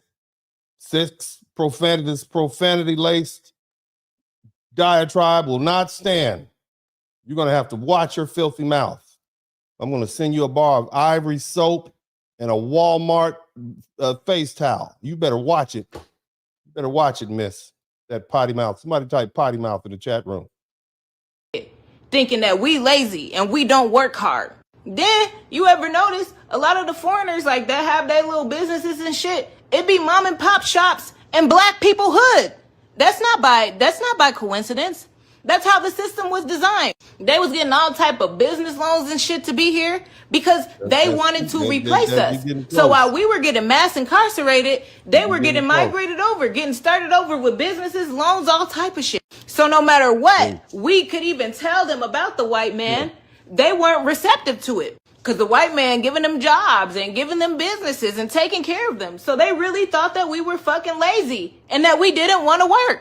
11. I feel like this is actually their karma because now they get to see firsthand the shit that we've been trying to tell them from day one when they scurried they raggedy asses here on this land. And if you pay close attention, these... Now, I will say this. Her ability to integrate profane language into her discussion is elegant. It is she's clearly learned from some professionals. I mean, I bet if we could listen to her mother use profane language and other women in her family, it would be as fluid. This could be an Olympic sport. The ability to incorporate profane language, because I counted 3 shits. In total 11 hardcore words, so that's 14 use of profane language incorporated inside of a minute. And I'm learning something from this young lady.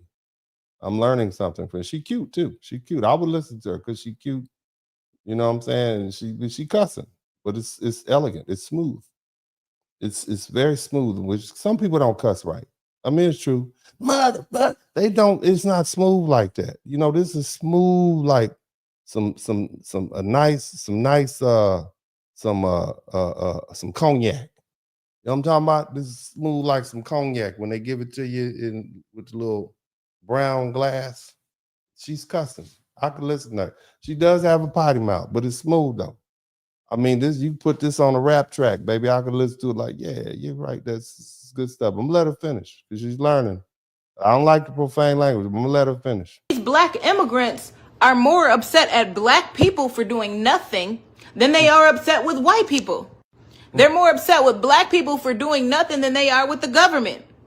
They're more upset with black people for doing nothing than Trump, than ICE, than all of that shit. Because it's not the system that they're upset about. It's the fact that they don't no longer benefit from the system. We see posts from foreigners talking about, can we go back to old police brutality? Why? So that only black people can be getting beat? I had one Somali bitch come on my post. Damn.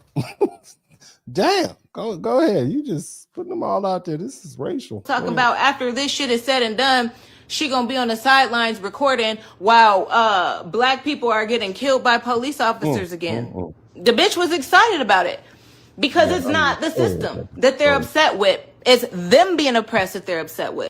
And so I say, enjoy it. Y'all didn't want to help us fight during the civil rights movement. Y'all wanted to call us lazy and fuck up everything we have going on. So now it's your turn. Deal with your saviors. Oh, well, we know this is going to get demonetized. So anyway, well, she's not wrong. She's not wrong. She She definitely pointed out some things. I would add that the reason that they don't address the government directly, because that could lead to some retribution. You heard what the Black Smurf said. They don't believe that Black Americans have any power. Remember that? You hear that part earlier on? Black Smurf, the Black African Smurf with the blue royal blue suit on. I used to have a Cadillac that color. I used to have a blue Cadillac that color, man. But they don't believe that we have any authority.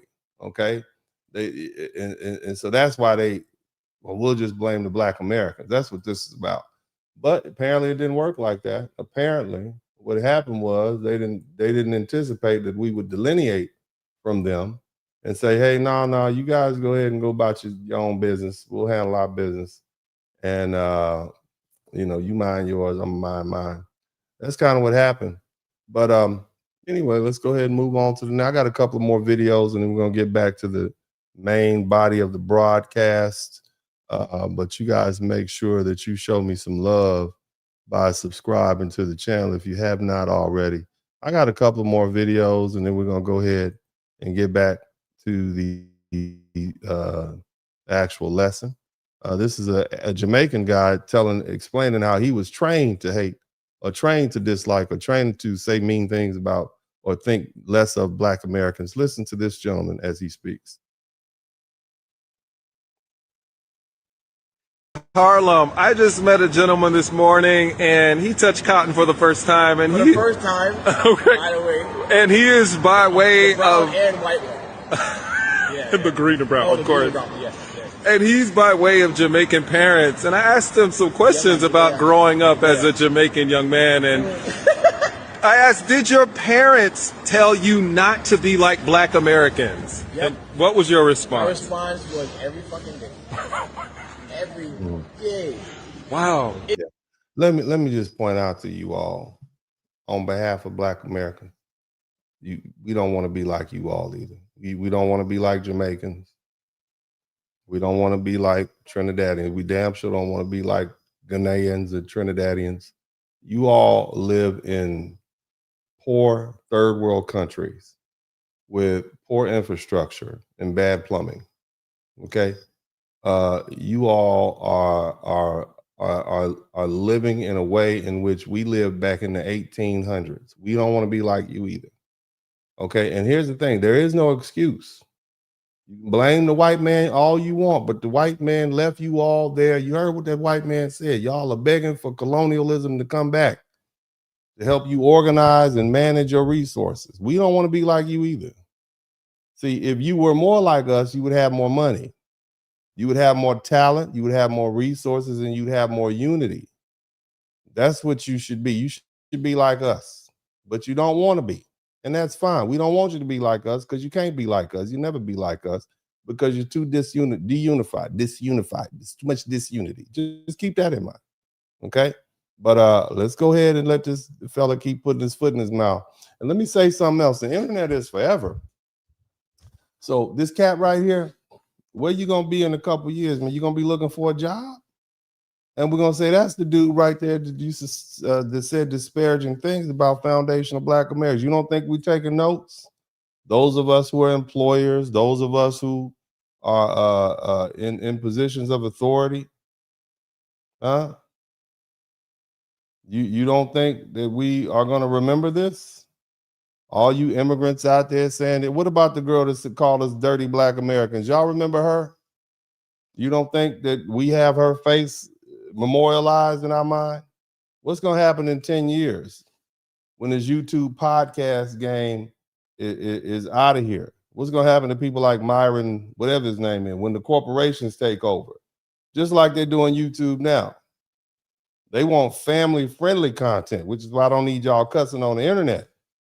So what's going to happen after you make it hot? Because let me tell you how white folks do. There was a time when Fox was the channel for Black people. Y'all remember Jamie Foxx, Martin Luther King? Remember that? So Black people get it hot, and then they get to the point where they can scale it and make money off it, and they get rid of all the Black people. You see what I'm saying? So what's going to happen when that happens to YouTube? That's what I'm asking. Okay?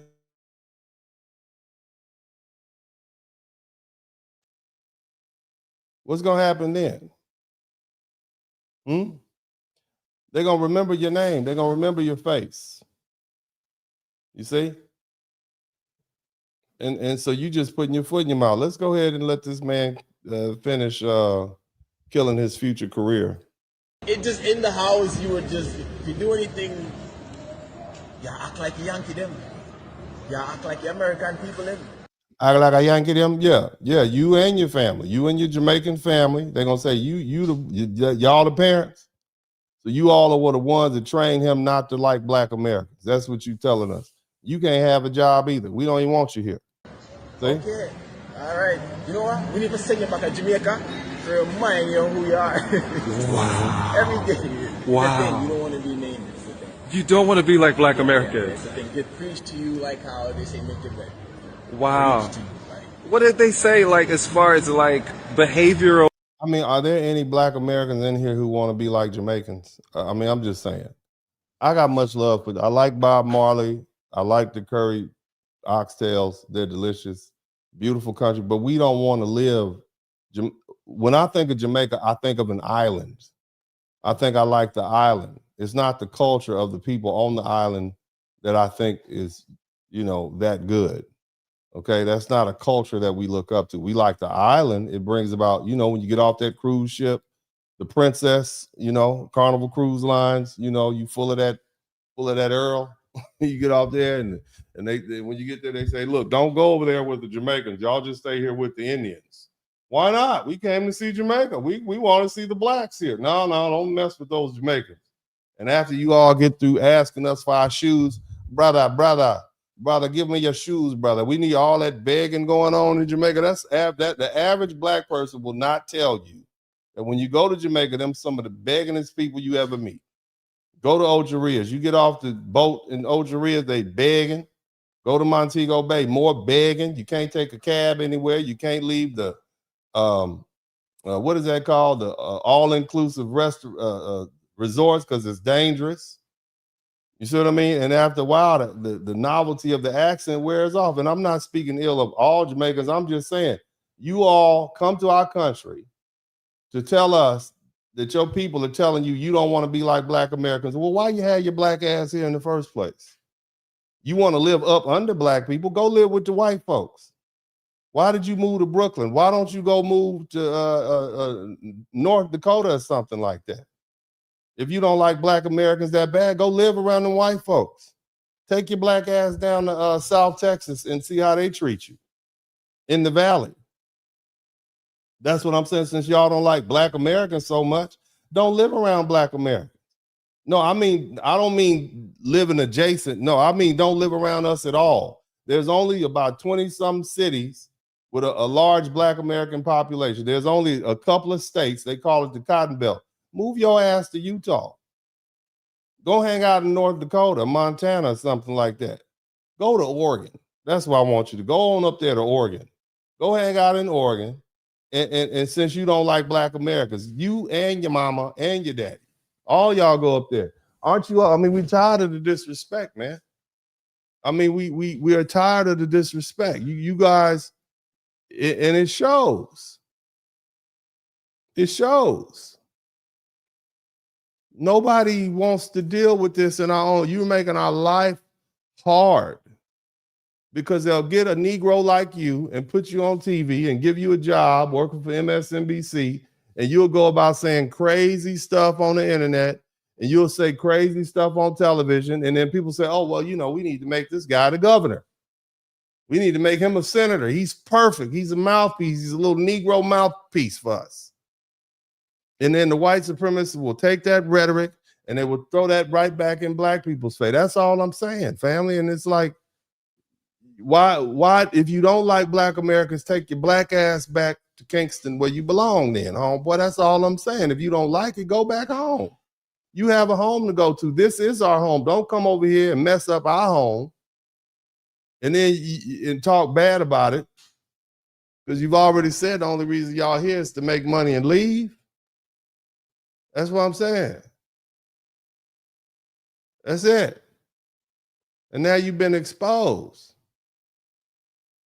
And this is a problem. Let me get this. Go ahead. Let's let this dude finish talking. Patterns of Black Americans. What was the reject? The main thing they would say is being lazy. Okay. Lazy. You don't want to be lazy. Got Black American. You know how dirty Kingston, Jamaica is, sir. Y'all, look, let me say something. The Chinese have done more work in Jamaica in the past 20 years than you all did for the first 100 that you had it. I'm just saying. And you call Black Americans lazy? If you all work so hard, somebody type work hard. If you work so hard, why don't y'all go work hard on that dirty ass little island that you got? Why don't you do that? And that goes for all of you. I don't come up here disrespect calling us lazy. Do you not know we work for free for the first 245, 56 years of our existence in this country? And then for the next 100 years, they had something called the convict leasing program where they would literally put us in jail because we didn't have more than $5 in our pocket or because we were loitering or something like that. And then they had us work on that for another 100 years. Did you not see that little video with that young black man, Lulio, whatever his name is? They say he's young. We got an Asian prison population. We're just going to go ahead and put him in jail, put him in there for life. No, don't unalive him. We're going to put him in there for life.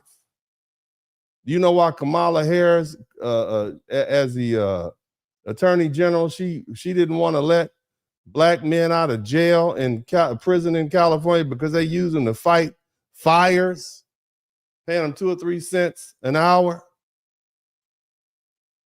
It's like, damn, they've been calling us lazy ever since we stopped working for free. This is the same white supremacist rhetoric.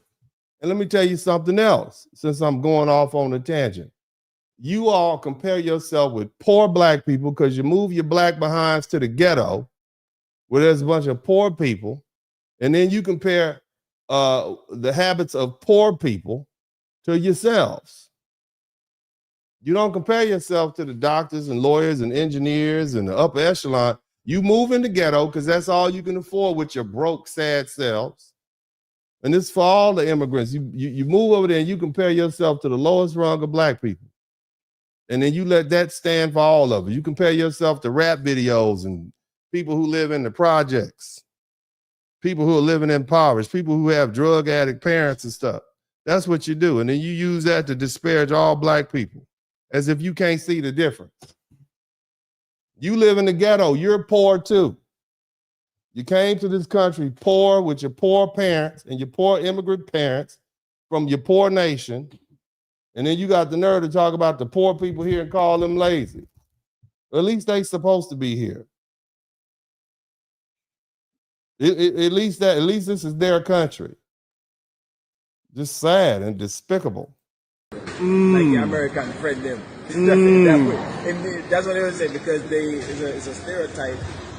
And sometimes I do have American friends. I have friends of all different nationalities, right? But sometimes, because Americans are so privileged, so I'm not blaming them. So I'm not like siding. I think it's the Libra in me that make me politically correct.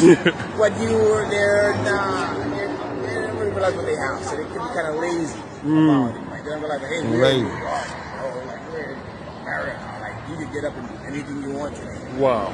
You're the only one in your.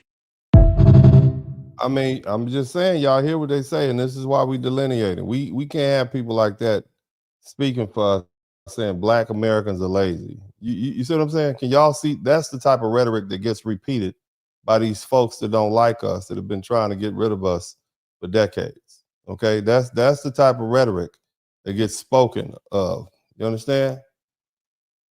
And it's a problem. It's a big problem. Keep listening. If not all of them, they all fell for the okie doke. Let me tell you what, right?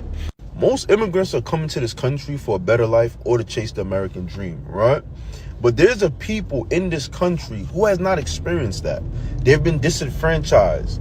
They have their communities and their schools defunded. They've been abused by people of authority, police officers, politicians making laws against them for no reason at all, just to fit into the buddy club, right? So if you're an immigrant coming to chase a better life, and you come to this country, and mind you, it's a benefit, it's a win-win situation because you're going to be able to go to school when you come to this country. You're going to be able to send your children to school. You're going to be able to open businesses and possibly build some kind of wealth you would have never experienced in your home country, right? If you speak to an African American, they're going to tell you something negative.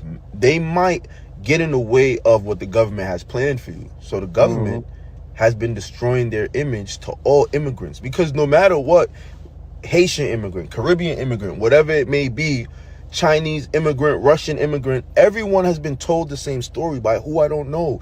The black people, they're lazy, they're violent, they're this and that. When the black people don't even have the ability to tell their own stories because their image is owned by the media. The media puts them as gang members and drug lords and all kind of things. So they're at the behest of whatever the media says that they are as well. So immigrants come here adopting this mindset that the African Americans are lazy, worthless, and violent. And it's funny because like the white. But see, the thing is, they want to believe that because they want to believe themselves to be better. And they also want to believe that they're not unwanted. Oh, well, if the black Americans are lazy, then we'll just go there and work harder. And then that'll make us feel less guilty about going in here, taking their positions, taking their authority, and these little crumbs, these little breadcrumbs, these little scholarships, these little jobs set aside where we type in African American or we put Black American, even though we're from Ghana or Haiti or Jamaica or Trinidad. So we'll just put, so we don't feel as guilty because they're lazy anyway. They don't want this. This is the psychological hoop that they put themselves through so that they feel less guilty about doing something like taking privileges and advantages and set-asides that were for hard-earned set-asides that were set aside for Black Americans because of what our ancestors did. This is how they cope with that. And when you really start looking into the psychology of that, these people know they don't belong. I can tell you, if you go to a jury pool and you get a bunch of immigrants on there, they barely want to stand up and speak because they don't feel as though they really belong. So they end up being followers in the jury because they don't feel like they have the standing to actually speak up and say how they really feel. Oh my God, I can't really put somebody in jail. My God, I'm not even from America. And they don't feel like it. And they always feel like they don't truly belong in this country. And so in order for them to make themselves feel better about taking some Black American spot, they feel like frauds, a lot of them. And that's why they quit. I'm just going back home. I'm just here to work and go back home. Because they don't want somebody to say you don't belong here. Well, I'm just going to work and go back home. In other words, you won't have to deal with me. I'm not that bad. I'm going to leave. I'm going to get out of your hair. Soon as I get my first check, soon as I get my check on Tuesday, I'm moving out. That's their way to make themselves feel less like a burden. But it's a psychological trick, man. Let's keep pushing, man. Let's listen to this fella. Immigrants can't tell the difference between a Caribbean and an African American. So in all reality, they're just against Black people, period. And then the Caribbeans is just against the African Americans. And it's funny, I remember when I was growing up, I went to school, junior high school in a white neighborhood, right? All of my Chinese friends used to always tell me, hey, my parents found out we walk home together or whatever the case is. You know, I'd be in a lot of trouble. My parents found out that you were smarter than me. I'd be in a lot of trouble. And I'm like, I remember I used to ask them, like, mind you, this is a white neighborhood. Their parents and them live in this white neighborhood. I used to ask them, do your parents work in a Black neighborhood? Do they work with Black people? These are first generation Chinese people. So they don't. They work in stores and stuff like that. They don't have no career path or nothing like that, but they're still letting their children know, stay away from Black people. Don't do nothing with them. How do they know? What interactions do you have with Black people? None. But somebody's telling them something. So to wrap it all up, though, they have interactions with our Black dollars, don't they? They don't mind taking our Black dollars out the neighborhood, do they? They don't, because if it wasn't for other people owning those shops, those would be Black-owned shops. Those would be Black-owned stores. Those would be Black-owned nail shops, just like every other community. But why would I need to start a Black-owned nail shop if it's a bunch of Korean nail shops here? Why would I need to run a Black-owned grocery store if I'm gonna have to compete with this African grocery store, this Latino or Hispanic grocery store? That's how that works. You see, if there was a need that needed to be filled, some people from our community would do it. But because we're so kind and open and we let people set up in our community and we really not tripping on it, that's why we're dealing with the situation. We'll take care of this, and they just constantly take the money and get it out. That's why the black dollar doesn't last but an hour in the black community. By the time you get through buying, you get your paycheck, it hit that paycheck hit Thursday night. By Friday morning, all those automatic deductions and the grocery bills and the gas and all that stuff, you broke. You got you got about $212 to get you all the way to the first. You see, the gas bill keeps showing up every month. All right, every month, and that's why the black dollar circulates less than an hour in the black community. Let's let him finish. Immigrants have this bad mindset to African Americans while making money from the African Americans, while being able to enjoy rights that the African Americans fought for, while having their stores in African American communities and black communities, and being able to send their children to school because of them. But yet they fall for the okie doke. While they're benefiting from them, they'll still have a bad mouth against them, saying bad things about them. But we know that that's just like a dissociation, because none of it is true. Yeah. You know, so the brother said he had a mouthful. He said a lot, and it's a lot to digest. But I mean, I appreciate him being honest, you know, because this is the only way things change, is when we have these honest conversations. And I really feel like black Americans are the only people who really didn't know that this is how these folks felt. I mean, we had whispers of it, we didn't know. Have for black Americans, we have the same for Africans, whatever you are. First, I don't hate anyone. I don't give people that power over me. It's actually the opposite. Somebody type passive aggressive up in here. First of all, she's passive aggressive. That's passive aggressive. That's all fake. Okay. Let me run it back. I want you to see it. Am I doing this right? Let me see. Am I doing it right? Let me make sure I'm doing it right. Okay. See that? We look alike. Oh, let me turn my head to the side. Passive aggressive. You know what I mean? Let's let her finish. I'm gonna let her finish. Okay. I am nothing. Whatever you saying. Let's keep. Also black. I grew up admiring black Americans. As a child, I looked up to you all. But after more than 20 years. As a child, I looked up to you, but after more than 20 years, let's hear the bullshit.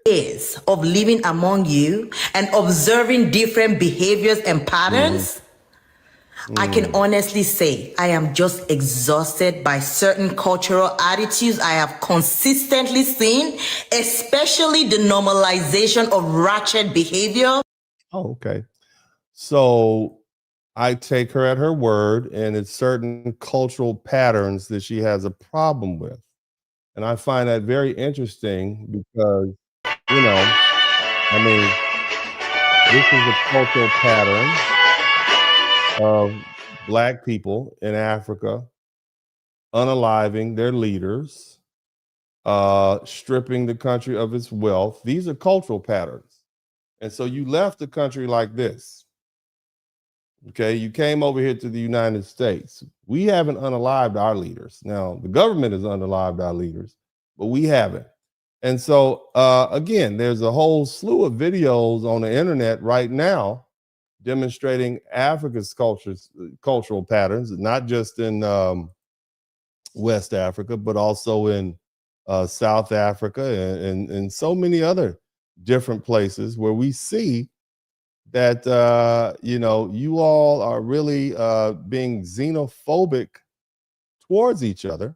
You are doing horrible things to each other. You're unaliving each other.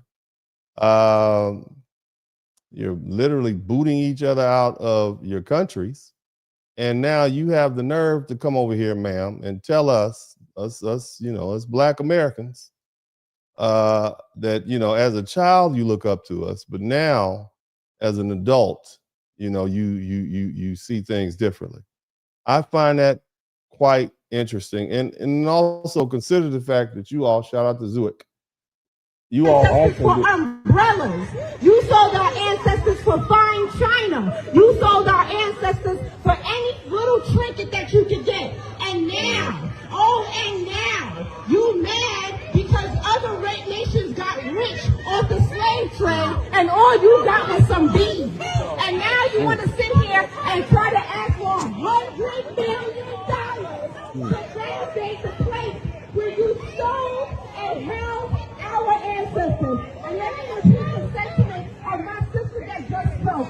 Jamani Williams, I saw you earlier. You don't speak for us because you don't have our blood. Al Sharpton, you have our blood, but you still don't speak for us. Now, if you all don't understand, this lady is a sister and she's dressing down the Africans who came to the United Nations in New York to try to convince the European countries to pay Ghana reparations for our slavery, okay?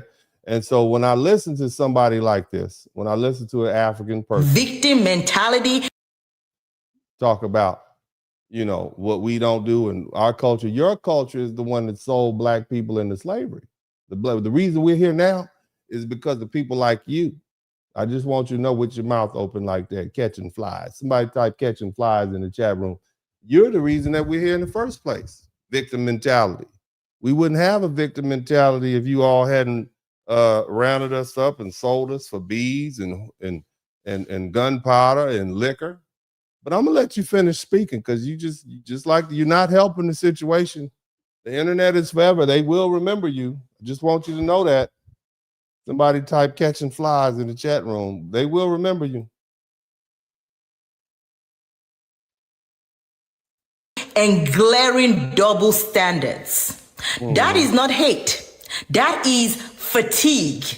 And notice the people most offended are usually the ones I am talking about.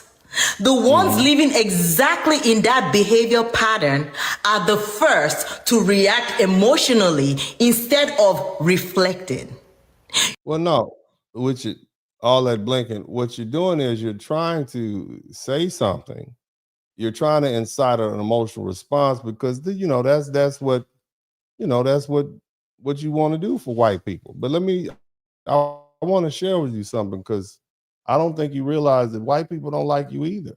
I know you think they do, but they don't like you. Here's one. Let me let you hear what White Zaddy. Somebody type White Zaddy in the chat room. You don't. In the 1700s, most of your languages didn't even have 2,000 words, and none of you ever wrote it down. The white people in the 1700s and 1800s had to come and write your languages down for you. Is that culture if you can't even write down your language? And if you have less than 2,000 words to describe everything in life, your culture, your dances, your food, everything, you don't really have a culture in comparison to white people. I'm just saying, shout out to Yaya's kid. This is what White Zaddy thinks about you, baby. This is what White Zaddy thinks about you. This is what he thinks about your culture. Let me let you back and finish since you're trying to please them. Black people, Black Americans is so bad. But this is what your white God thinks about. You find a successful black person playing victim. They are too busy building, working, and taking accountability to blame every setback on the system. You would rarely find a responsible black person with home training, fighting in public, or dressing like a hood rat. Self-respect and dignity still exist. Millions of self-respect, what baby? Black people live it every day. Self-respect and dignity. Let's ponder on that. Let's pontificate on that. Self-respect and dignity. Self-respect and dignity would probably, I don't know, cause you all to stop selling yourselves into the Arab slave trade, which still exists today. Enslaved South Asian and black women like dog shit. And you keep them out of the conversation when it comes to injustice. You understand? You're actually worse than the All Lives Matter in the West. In the East, they just pretend they're completely invisible. So my sister Iman did a video about the kafala system and the slavery that is going on to this day in the Arab world. And it shows some people still don't understand how big the problem is. Some people still don't know that slavery, anti-black slavery in the Arab world was a 13th century phenomena. And some people still call it the American propaganda when it predates America. America exists in. Yes, I know already. I know that they still have slaves. Okay, just so you all know. Okay, just you all know, they are still selling black people in Africa are still selling other black people into slavery. Okay, did you all know that? Because see, this lady over here, this black, she's self-respect. Let's listen to self-respect. Black parents who actually value education, teaching their kids America is so racist, they should not even. Don't y'all have like female mutilation over there? Didn't they just have like a bunch of black people unalive, a bunch of other black people in the name of some cows or something like that? I mean, I'm just asking because you have a lot to say to us, and the whole continent that you live on is in turmoil. Whether we're talking about the eastern section, the East Africa or West Africa, you got the South Africans booting the West Africans out of their country, and the West Africans retaliating. And you have the nerve, the unmitigated gall to try to tell us what we need to do as foundational Black Americans. And you're over here because of the work that our ancestors put in. I'm just saying, ma'am. And based on your skin tone, you should probably stay away from lemon yellow. It is not something that compliments you. Just pointing that out. Maybe stick more with the earth tones, in my humble opinion. But you can continue with your diatribe of foolishness and nonsense. Try. The ones raising leaders aren't the loudest online, but they are raising the standard. Calling out behavior does not equal hate. I can love Black Americans and so calling out behavior. What about selling your own Africans? Are you going to say these are not your people too? The current Africans that are being sold into slavery, those aren't your people either. I get it. We're 500 years removed. We're not the same. We're of African descent, but we're not the same. But what about the current Africans over there being sold into slavery? Go ahead and finish. I'm just asking. Still be done with the chaos some bring to public spaces. Mm-hmm. If you don't do those things, I'm not talking about you. No, it's always the one that do those things that think I hate them because I call them out. Accountability. You need to call out your government. That's what you need to do. You need to call out your government, where you're from, about embezzling all the money from the Africans. You need to get your roads together. That's what you need to do. You need to get your infrastructure together. You need to repair some of those colonial era train tracks that you all had. That's what you need to do. You use your big fly catching mouth for that, baby. That's what you need to do. All that feels like hate when you have never had it. Passive aggressive self. But anyway, I want to just say this as I started off at the top of the broadcast. Black Americans and white Americans have an understanding, and largely we pretty much get along. And I like this video from this brother from Tennessee. I want you to check this out, okay? Because Tennessee has gotten a lot of flack lately, all right? Because you have people like Chud the Builder. But I want to point out to this fact, this is black man who's from Tennessee, and you're gonna see how he interacts with other people, white people from Tennessee, black people and white people. We've been here long enough. And shout out to all the folk out there who are watching the broadcast right now. And I want you to check out this. It says a lot. It speaks for itself. Take a listen.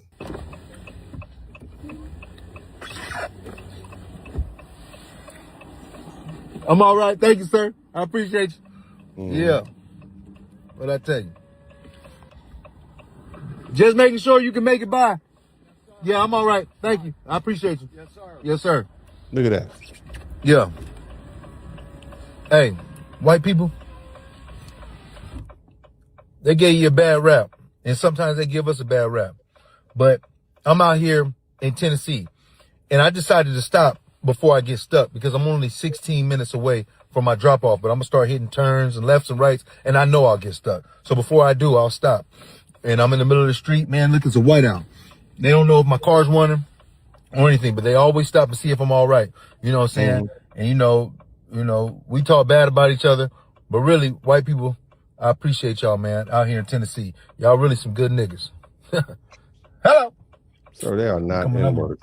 All right. So anyway, again, we know who we are. We know what goes on in this country. But what I'm trying to tell y'all is that the reason that we've been able to exist in this country for all these years, all these centuries, is because we do have an understanding. All right. So I don't want all you foreigners who come over here. A lot of you all come over here keeping up trouble and starting mess. That's what you do. And you come in and you exacerbate the issues, because the thing that keeps Black Americans and white Americans in a certain able to exist together, because we respect each other's boundaries. Number one. Shout out to my man Red Sigma. Now, again, I want to kind of dispel some of these myths, and you guys, we're gonna get back into this broadcast. This thing is gonna go quick. But you know, the story African and Caribbean immigrants like to tell about Black Americans isn't as clean as they want people to believe. They often present themselves as more disciplined and more educated, more successful, and more economically advanced than foundational Black Americans. And again, I use the term foundational Black American because I like the term. I like foundational. I like that. It denotes power. But if you all would like us to go back to American Negro, I have no problem with that either. Would you all like us to go back to being American Negroes? They wouldn't be fighting us if we decide to call ourselves Negroes again. They'd chime in, right? Oh, yeah, let's go to, how about color? Can we get a color?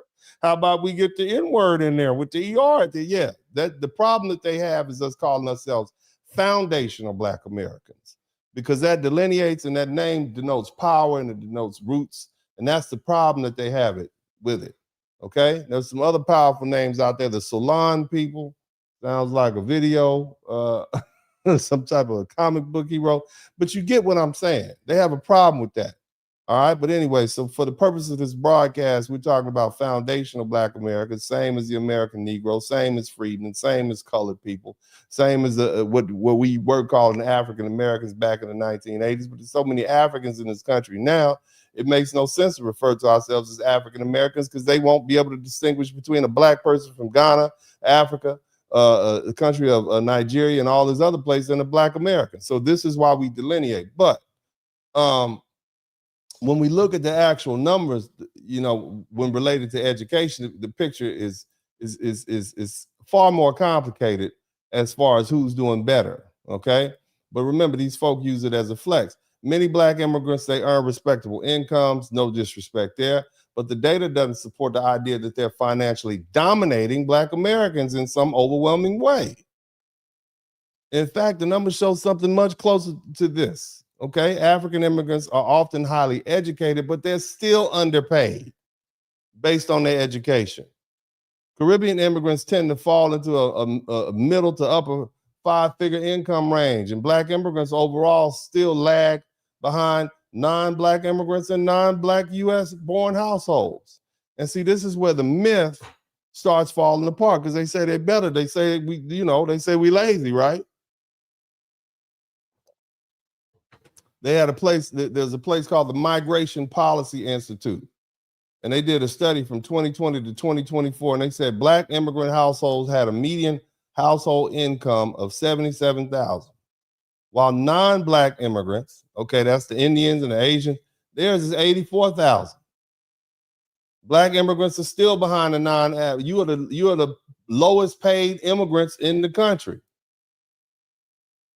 You see, that's a real comparison. Shout out to Myron Magnus. Are they just doing better than Black America? Don't worry about us. See, the real question is all that education, all those extra degrees from the University of Cuba and the University of Lagos, still not getting you paid any more money. And see, that's especially important when we talk about African immigrants. African immigrants are described as one of the most educated immigrant groups in the United States. There's the American Immigration Council said that 40% of African immigrants have at least a bachelor's degree, making them more likely than the overall U.S. population, which means white folk to have a high level of education, but high education doesn't automatically turn into high economic power. Degrees are not wealth, and they damn sure are not hustle. They're not connections. They're not a network. They don't just grant you ownership over land and grandma's house and great granddaddy's farm. Degrees are not political leverage. We don't give a damn how many PhDs you have. You get one vote. You know nobody, and nobody knows you. Shout out to Esther Lou. And the other thing is degrees aren't generational assets. You can't pass it down to your son and your grandson. And this is where the underpayment issue comes in migration. Migration Policy Institute research found that Black immigrants with 4-year degrees or higher are 54% more likely than white immigrants to be unemployed or working in a job. You understand that? You're still out there broke and unemployed with your damn degrees. And see, and that's the definition of brain waste. Somebody type brain waste in the chat room. So when people say African immigrants are educated, the response should be educated for what's the outcome? No. If you have degrees, but the American labor market still underuses your black behind and underpays your black butt or blocks your credentials, then that education isn't turning anything into a level of power people pretend it is. That's not what it is. I want you to think about that. You don't think this system of white supremacy sees your black behind? You think they're going to ignore all that blackness on you just because you have a bunch of vowels in your last name? That's not how America works. Are you ready to talk yet? Are you ready to have this conversation? Because you're hard-headed. We tried to tell you, didn't we? We tried to tell you that working harder is not all that's necessary. And here's another thing. Not all Africans are doing well. The highest paid group of Africans in America are the South Africans. Did y'all know that? They have the highest of the African groups. The South African immigrant households have median household is 120,000. The Kenyans are 92,000. The Cameroonians are 91,000. The Somalians are way down at 46,000.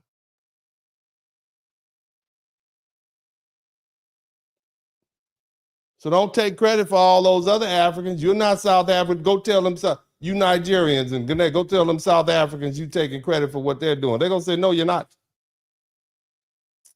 Not at all. Some groups are doing well, some groups are not.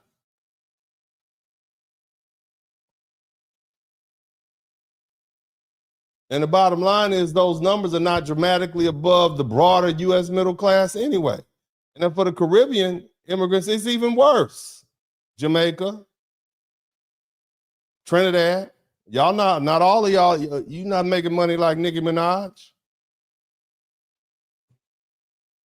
There was something called, look, there was a report that came out that said Caribbean immigrant households had a median household income of about $66,000 in 2024. Jamaican immigrant households were 81,000. Trinidadian, 77,000. Haitian, 72,000. Dominican immigrants, 53,000. And here's what y'all need to understand. The average Black American household is about $50,000, but we talking about one person. We talking largely about one mother, one Black mother, or one man who lives by himself who makes as much as both of them, because these people are married and only pulling in $66,000. We talk about single Black Americans who make more than these couples do. Keep that in mind. So what bottom line is this Caribbean average money intake, you know, it's not elite financials. You all are not balling out here. It's mostly middle income with some groups doing better than others. So the immigrant superiority narrative is it's exaggerated. Black immigrants aren't financially crushing Black Americans the way people suggest. They're often educated, but they're underused. They can't get jobs. They end up washing toilets down in Fort Lauderdale somewhere, cleaning old white people's bedpans out. That's what you end up doing with your degree.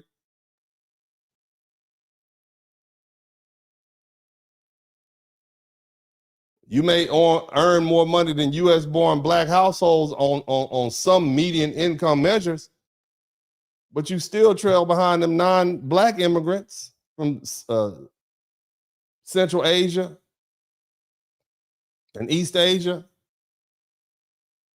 And a lot of African and Caribbean immigrants love to compare themselves. You compare yourself to the worst of black America. I want you to hear that. They'll take their doctors and their lawyers and their engineers and their professors and their high-income professionals and compare themselves to dirt poor black Americans and working class black Americans, regular everyday black people. That's not even a fair comparison. That's not even a serious analysis. That's just propaganda. If they're going to compare, honestly, don't compare yourself to a doctor or to some poor person. Don't compare your engineer to a working class person. Don't compare your lawyer to some brother living in the hood who fresh out, who never had the same educational access that you did, who lost his father to the war on drugs and lost his mother to the war on drugs because she out there turning tricks in the parking lot trying to get a fix. They didn't have the same professional pipeline or the same immigrant selection process. They didn't get a scholarship because their family were immigrants from Ghana. If you want to talk about elite black immigrants, then you need to compare yourself to elite foundational black Americans. Compare yourself to the black American doctors and generational doctors and dentists and generational lawyers. Did you all not see that video that I put up early? Or that showed my great-granddaddy George Washington Jones Sr. was the first black county attorney in Graham County, Kansas, Nicodemus, Kansas. Compare yourself to folk like that.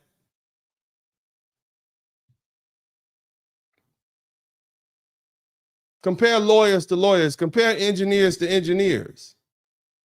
Compare your professors to our professors. Compare your executives to our executives. That's the fair comparison. And see, when you do that, that whole superiority native, it just evaporates immediately. I can tell you straight up. The average median household for a black professional is well up over 6 figures. The average median profession for an African is barely 6 figures. And Caribbeans is still around about that mid-range, high 5 figures. I'm just saying. Look, African immigrants, they're highly educated, but they're still underpaid based on the education.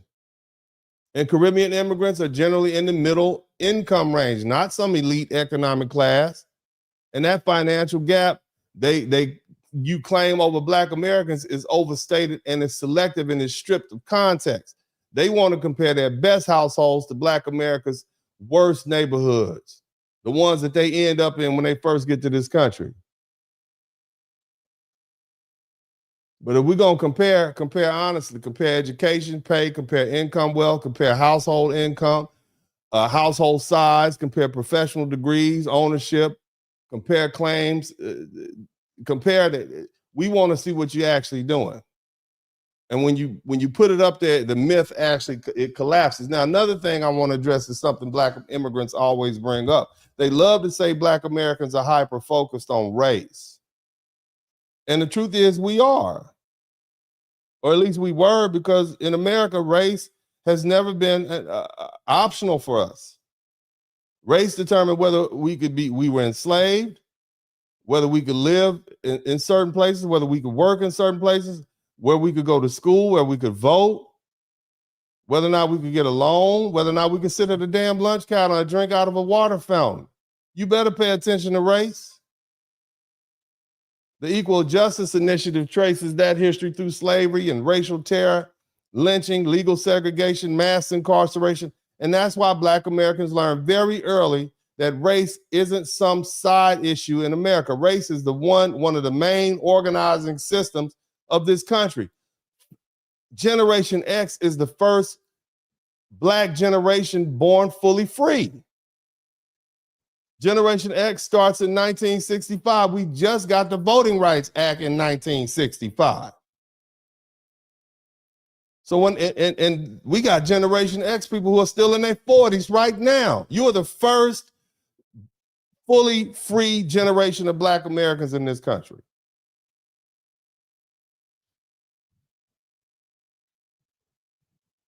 All the time period before that, race was the quintessential issue that everybody had to deal with. So you telling me we just supposed to ignore that as if race should be ignored now? It obviously can't. Otherwise, they wouldn't be gerrymandering up these southern states, cutting up all the Black districts like they are. If it didn't matter, would it? Back in the 1970s and 80s, even in the 1990s, everybody, I want to talk to y'all about something, man. You better be hyper. Let me tell you how hypersensitive. I wish I had some more water. I'm just going to let y'all know when this water gone, I'm gone. I'm going to get out of here. But I want to talk to y'all somebody type N-word in the chat room. I want y'all, because see, let me tell you what happened. This is why we have to be hyper vigilant about racism in this country, okay? And my moms want me to say, y'all learn, yeah, they learning something. They just ain't got their check tonight, okay? They don't get their check to the 30th, okay? It's going to hit that Thursday night. They ain't got no money tonight, so don't sweat them too hard, but they're going to learn something. So in the 1970s and 80s, all right, in the 1990s, everybody knew there was a hard line around the N-word, okay? A white man couldn't call you that. A Mexican man couldn't call you that. Nobody outside the Black community could call you that and expect to be treated like a casual conversation. Just wasn't going to happen. You was going to get walloped. You understand? Shout out to my man, Essential Entities. Great seeing you in here. One of my way back folk, man. Shout out to my man, Essential Entities, man. But again, they understood what fighting words meant, and the N-word was a fighting word. And legally, the United States Supreme Court recognized fighting words in the doctrine in a case called Chaplinsky versus New Hampshire. It decided way back in 1942, you can't say everything. The court said certain direct personal insults and racial epithets are not protected the same way normal speech is when they're likely to provoke immediate violent reaction. The Library of Congress explains that fighting words are personally abusive epithets that as a matter of common knowledge are likely to provoke violence in response when directed at ordinary person. Now let me be clear. The law does not automatically treat every racial slur as fighting words in every situation. Courts look at the facts as, sitting the people, the people involved and whether the language is normal. But here's the thing, but culturally, Black Americans understood the line long before people start playing these legal games with it, okay? You call me the N-word if you want to. See, we knew the word wasn't just a word. The NAACP described the N-word as derogatory, degrading, dehumanizing, one of the most offensive words in history. You understand? But then something changed. What happened? What changed? With the influx of all these Black immigrants, you got some Black people wanting to be seen as the cool Black guy. The lines start getting blurry. Might type blurry in the chat room. You understand? A lot of you Black dudes wanted to let your Mexican girlfriend say it. Right? I know. And then some of y'all got a white homeboy. Y'all invited him to the cookout, so you let him say it. You just let him say it with the A at the end. Some wanted to act like it was just the music. They just saying the lyrics on the song. If they say it, why we can't say it? It's gangster rap. It's for everybody. I'm a big fan. It's just culture. It's just slang. It's just a vibe. But see, here's the thing. Once that door got cracked open, everybody started trying to walk through it.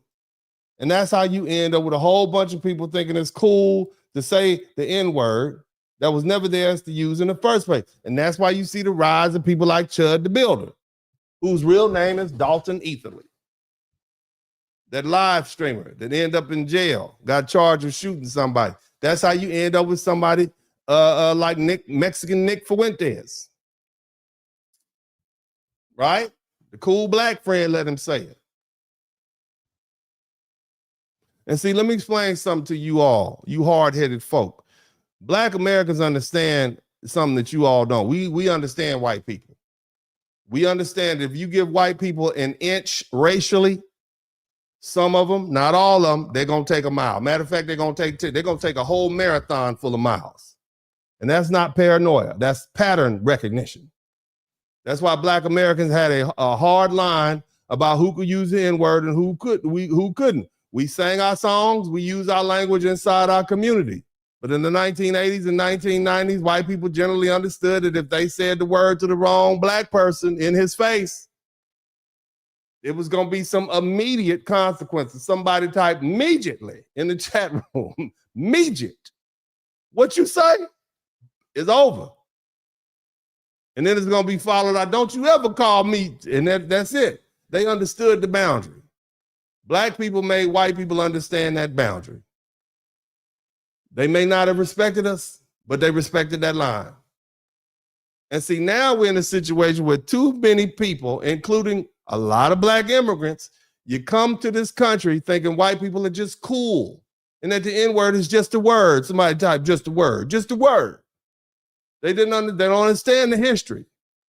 Your black behind don't understand where you are. They just stopped lynching people in the 50s before your mama and daddy got here from Jamaica and Canada, wherever you came from. They didn't understand why black Americans are so strict about that. So they loosen the line. They loosen up the line. At first they start, well, I could just say that with the A at the end.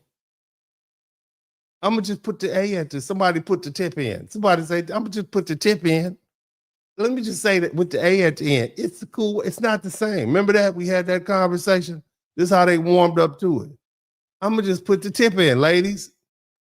Ladies, it started out, let me just give me a massage. Is that how I start off? And then I'm going to put the tip in? Somebody put the tip in the chat room. Ladies, you know what I'm talking about. That's how you end up pregnant. That's how you got 2 baby daddies instead of 1. Tell the truth. Don't lie to me. I know what you're doing. I know what you're doing. Put the tip in. Yeah, I know what you did. I know what you did. That's how they did the N-word. We just going to put the A at the end. It's not the same. Next thing you know, you caught up. Now they got full-blown, the ER is rolling because they didn't understand the history. And that's what happened. That's what happened when you don't hold the line. If you don't check anti-black racism early in white folk, it grows. It spreads like bacteria. If you don't correct disrespect when it starts, it spreads. If you don't punish it socially, politically, economically, culturally, and sometimes with a wallop upside the head, then people start disrespecting you openly. Like you gave permission. You see? And let's not stop pretending this is unique to black people. Every white ethnic group has had slurs used against them. The Italians, Jewish people, Polish, Irish people, English people, Scottish people. Everybody has some racial slur or ethnic insult thrown at them. But the difference is that anti-black racism sits at the center of American racial beliefs. Anti-blackness is not a side project in this country. It is baked into the foundation. The history runs from slavery to racial terror, from legal segregation to housing discrimination, from racial policing to mass incarceration. That's why black Americans have become hyper vigilant. That's why we can smell racism. That smells like, what is that? Is that Alabama? No, that's San Francisco liberal. We can smell it anyway. We know it. Our lives depended on figuring out what when somebody was being passive aggressive? What y'all call them, microaggressions? Huh? We knew if we didn't push back each and every time, the disrespect would grow.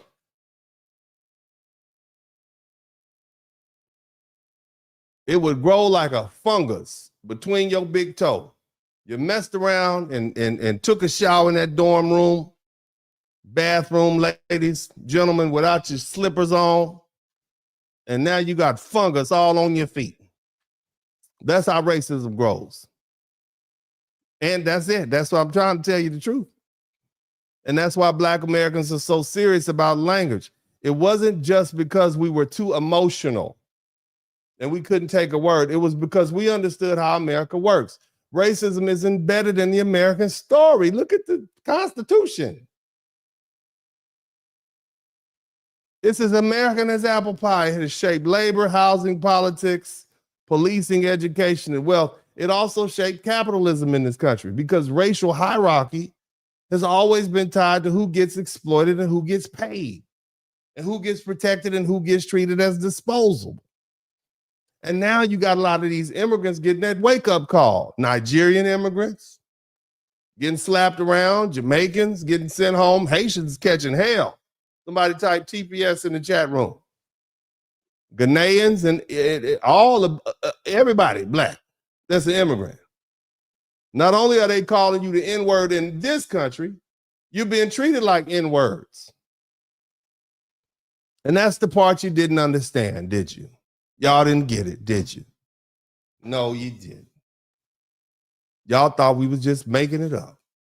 We tried to told you, but you didn't want to hurt us. Right? We told you, but y'all was hard-headed. Somebody type hard-headed in the chat room. Y'all thought y'all could just come over here and separate yourselves from us lazy, shiftless Black Americans, look down on us and still avoid the weight of American racism. But see, America, once that system sees you as Black, your passport story won't always save you. Now, here's another point.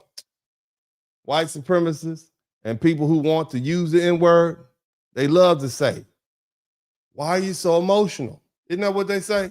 You shouldn't get emotional about that word. How could you? They try to shame you after they use that word against you because they won't permit. That's what they try to do. They try to shame you and say you're overly emotional. Why would you let a word get you charged up like that? But see, here's my question, because it's a lot of stupid people on the internet. Somebody type stupid on the internet. Some stupid. You see? It's a bunch of stupid people on the internet by falling for that. And this is the problem that I have with unlearned, uneducated, unread people speaking to you all, which is often why I speak the way I do sometimes. Now, they call you emotional for responding. But here's my question. What made them so emotional in the first place that they wanted to call somebody a racial epithet? How angry did you have to allow yourself to get before you called a Black person, especially a Black man with bigger muscles than you and a reputation for whooping ass? How angry did you have to get to call that person an N-word to his face? That's emotions right there. You needed to calm down.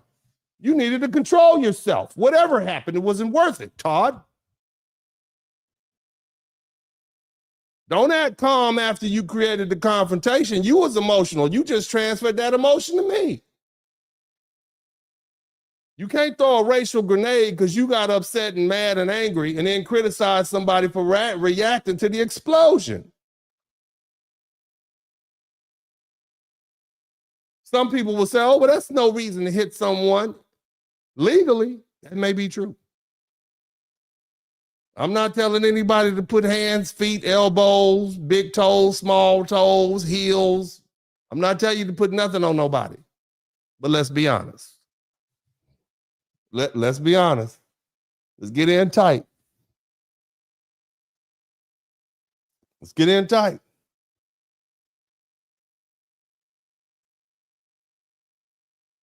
You didn't have a good reason to call that person the N-word either, did you? So if you want to talk about emotions, accountability, that has to go both ways. You don't get to provoke somebody with one of the most hateful racial slurs in American history, then act shocked when the situation turned ugly. You don't get to disrespect people and then pretend you're the only victim when the consequences show up. Shout out to B. Hunter. The lesson is simple. Black Americans weren't hyper-focused on race because we enjoyed it. You don't think we have? They'd say that cuts our lifespan down. We didn't do it because we liked it. You ever talk to your parent? Your parent like yelling. You just like yelling at me, Mom. You just like yelling at me, Dad. They don't like that.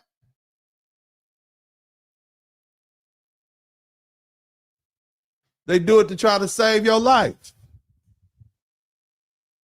We don't enjoy being hyper-focused on race. We don't, that would be stupid. We're focused on race because America has forced us to be focused on race. We held the line, and I say held. We held the line because we knew what happens when the line disappears. And now, after years of people treating the N-word like a joke, like a lyric, like a social experiment, like a free speech game, we got people running around testing boundaries that they never should have touched in the first place. So no, Black Americans weren't wrong for being strict. We weren't wrong for being vigilant. We weren't wrong for saying, you don't get to call us that.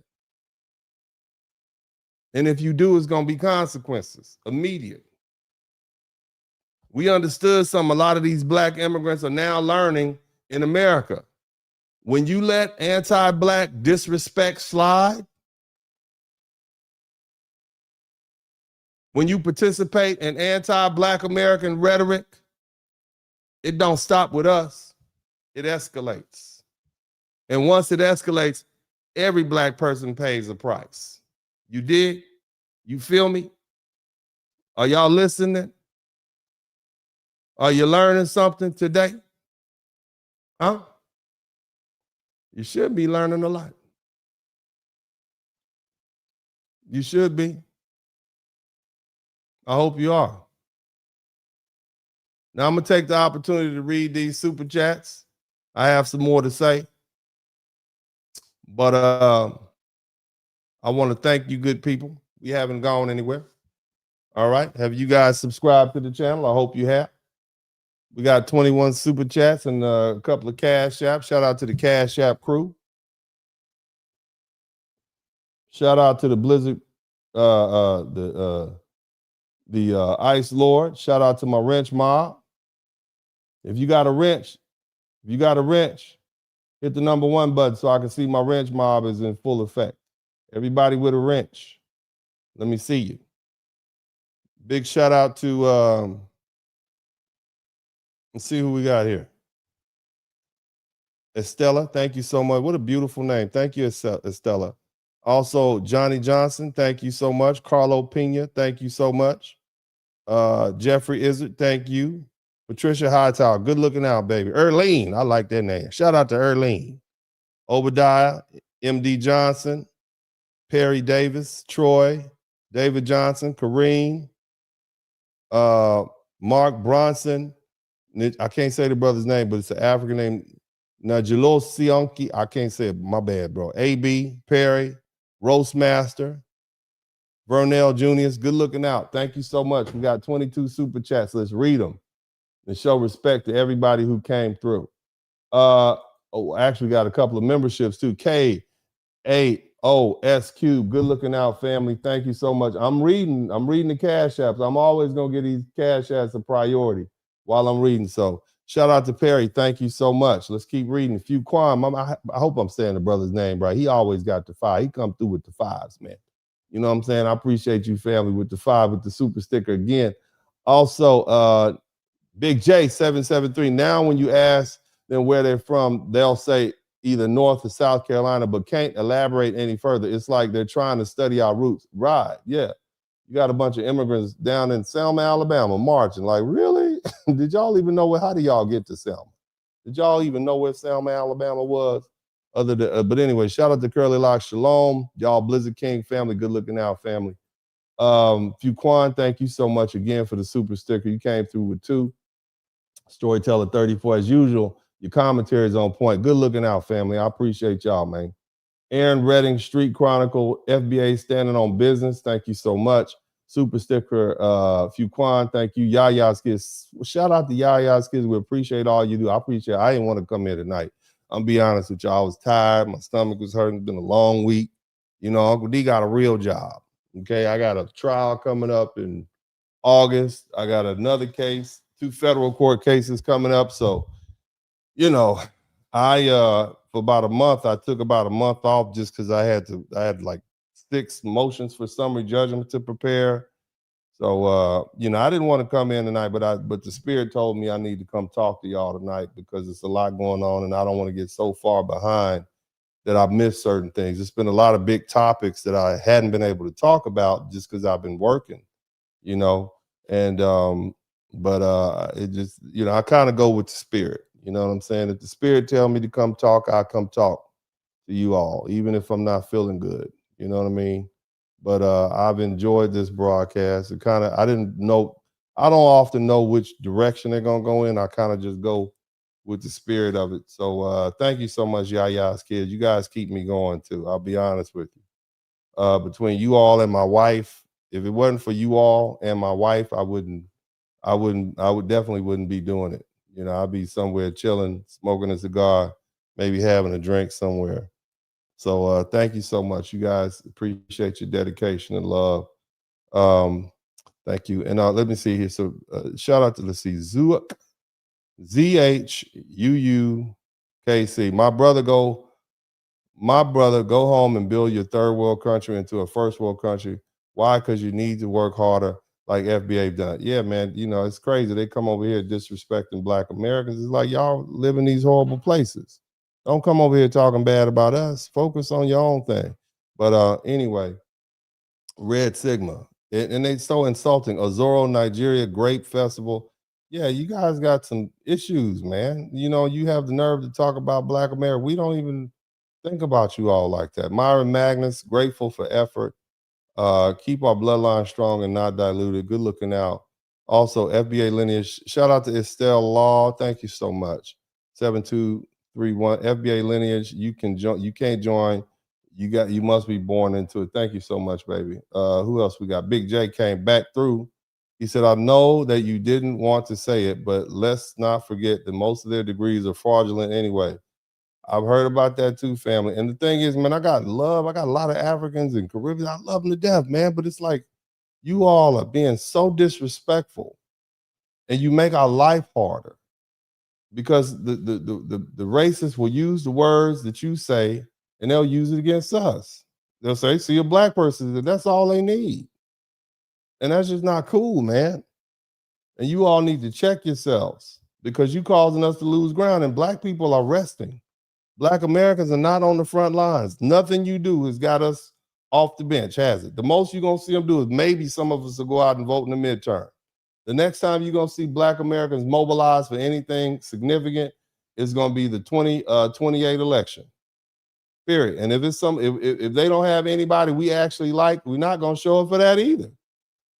That's what you all don't realize. It's on you now. The people who've been holding the line for the past 400 years, we are retired now. That's what's going on. We keep saying we rested, but for the most part, we are retired. We've moved on. We're moving out. We're dying out. We're marrying out. The culture is still going to be there, but it ain't going to be us. Nigeria is going to take over Essence Festival and Juneteenth. It's going to be jollof rice and grape festivals instead of Juneteenth. That's what you're doing. Shout out to my man, Myron Madden. Coretta Scott King wrote in her letter that the Senate in 1991 that the illegal immigration drops the wages for America so they know what they know what they're doing. You see what I mean? Because they don't care about poor people, Black or white. They bring the illegal immigrants in because they're less trouble and they work for free. I talked about that already. Essential entities, peace and blessings to the family. Salute. The truth, 100%. Drugs came into our communities uncomfortably after 1965 immigration. Need a study. They had a connection. You see what I'm saying? They sent their people up here, so they had a connection.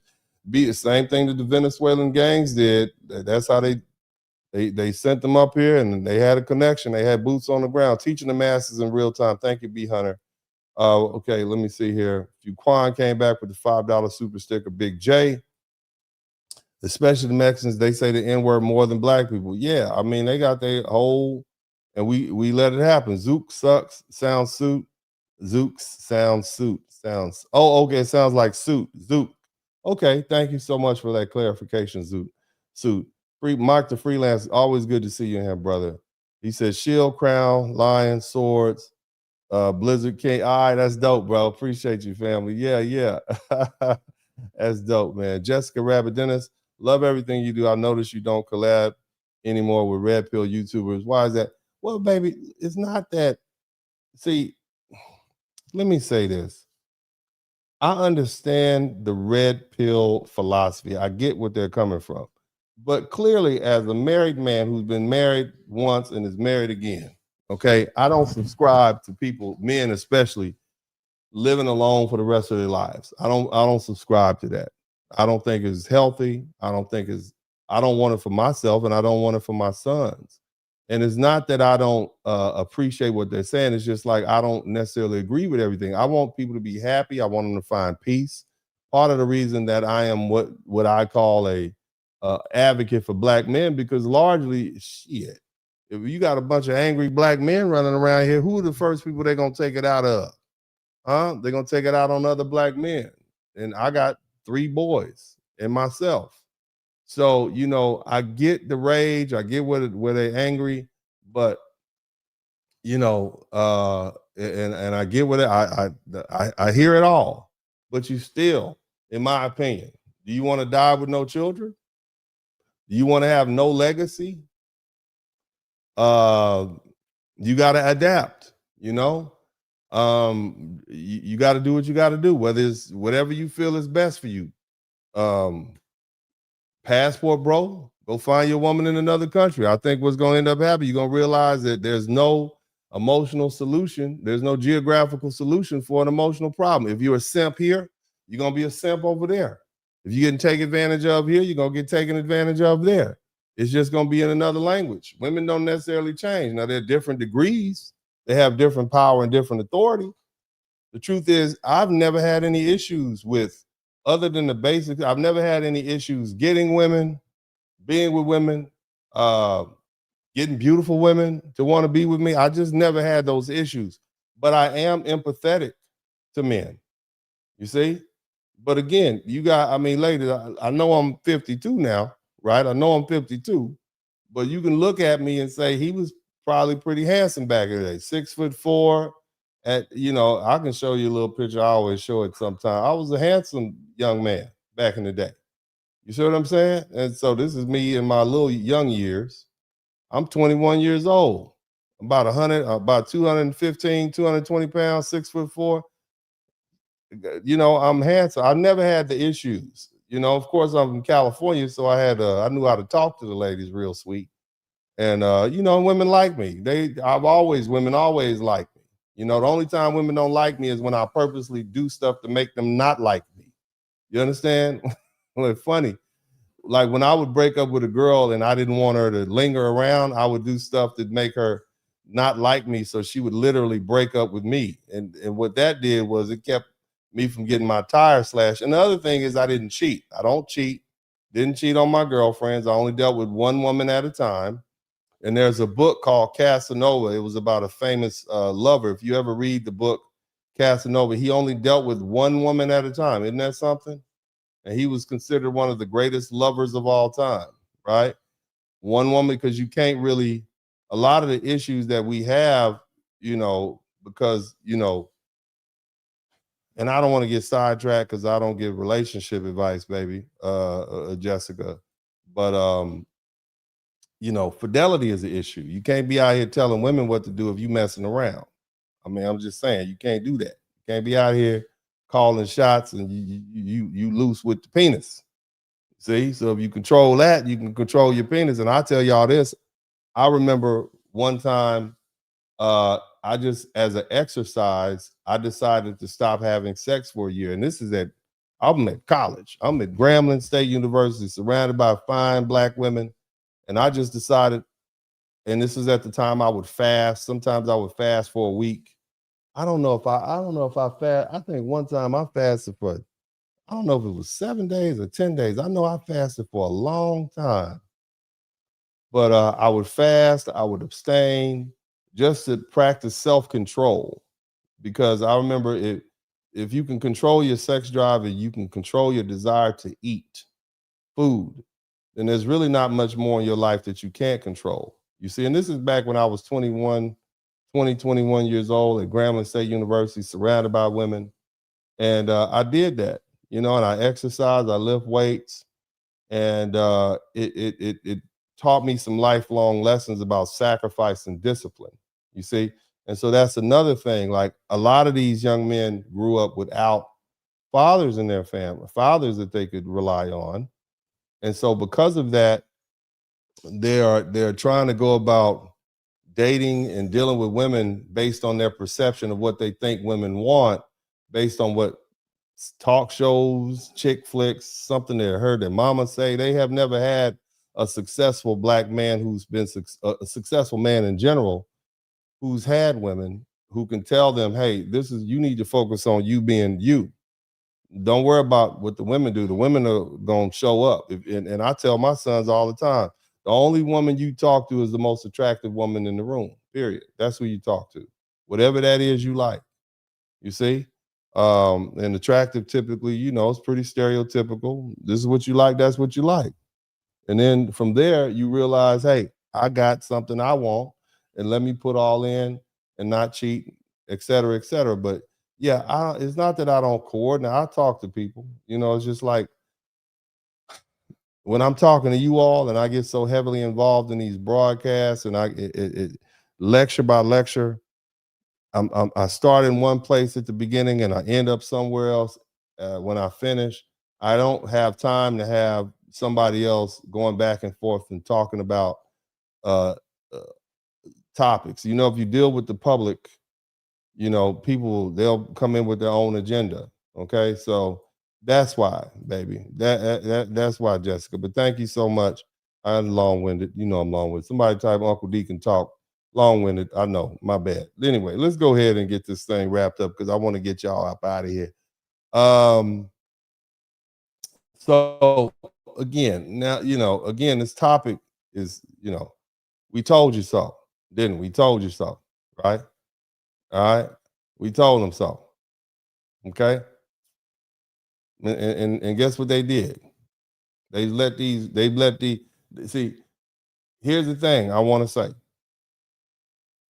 This is what y'all did.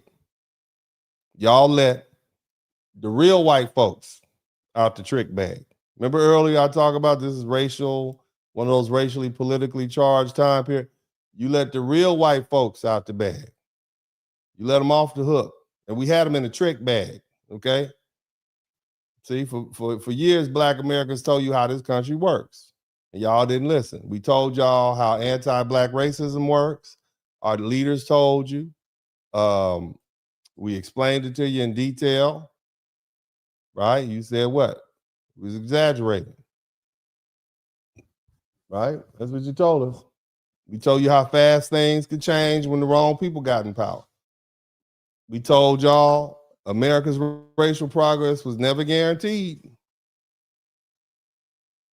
We went from Reconstruction to racial chaos and racial terror.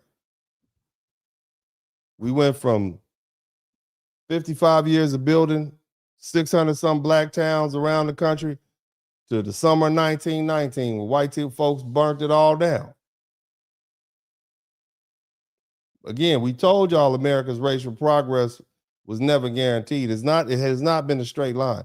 But to many immigrants, especially Black ones, you didn't believe us. And too many of you all thought Black Americans were being dramatic. Too many of you all thought we were focused on race. Too many of you all thought white people were just misunderstood, or that racism was just something poor Black people used as an excuse. You heard the Black lady say that? You heard her say that? I've never heard successful Black people complain. It's just the pores. You heard her say it out of her own mouth. And now look what's happening. They're changing the laws. They're reporting people. They're getting people fired. They're ending programs.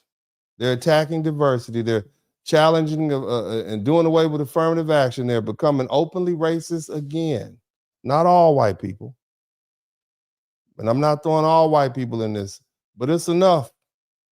It's enough to change the temperature in the country. Isn't it? It's enough. See, the system is moving. And I'm not speaking emotionally. I'm talking about real legal and political changes. And now some of you all are trying to figure it out. If you're not afraid, you should be. Because you don't have the cover you thought you had. You thought you could separate yourself from Black Americans and still be protected by Black American struggle.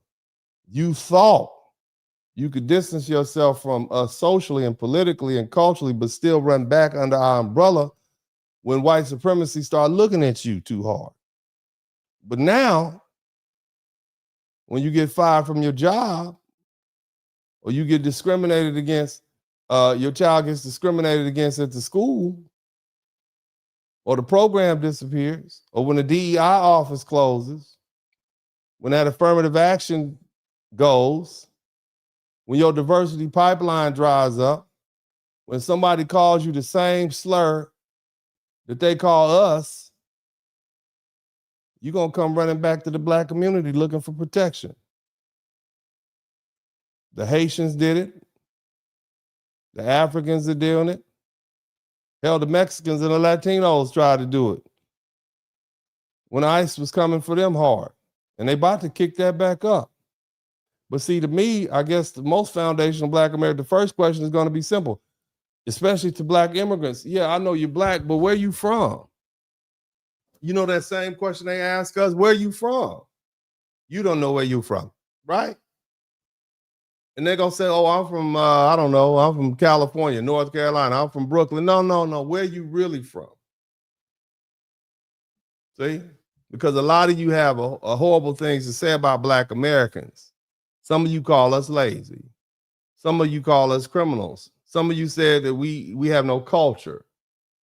Some of you told your children not to date our children or us. And some of you look down on us. And some of you separated yourselves from us until it was time to benefit from our civil rights history, diversity programs, and our other political struggles and cultural power. So why should Black Americans automatically jump to the aid of Nigerians, Jamaicans, Trinidadians, hell, Ghanaians, Haitians, or anybody else who refused to believe us?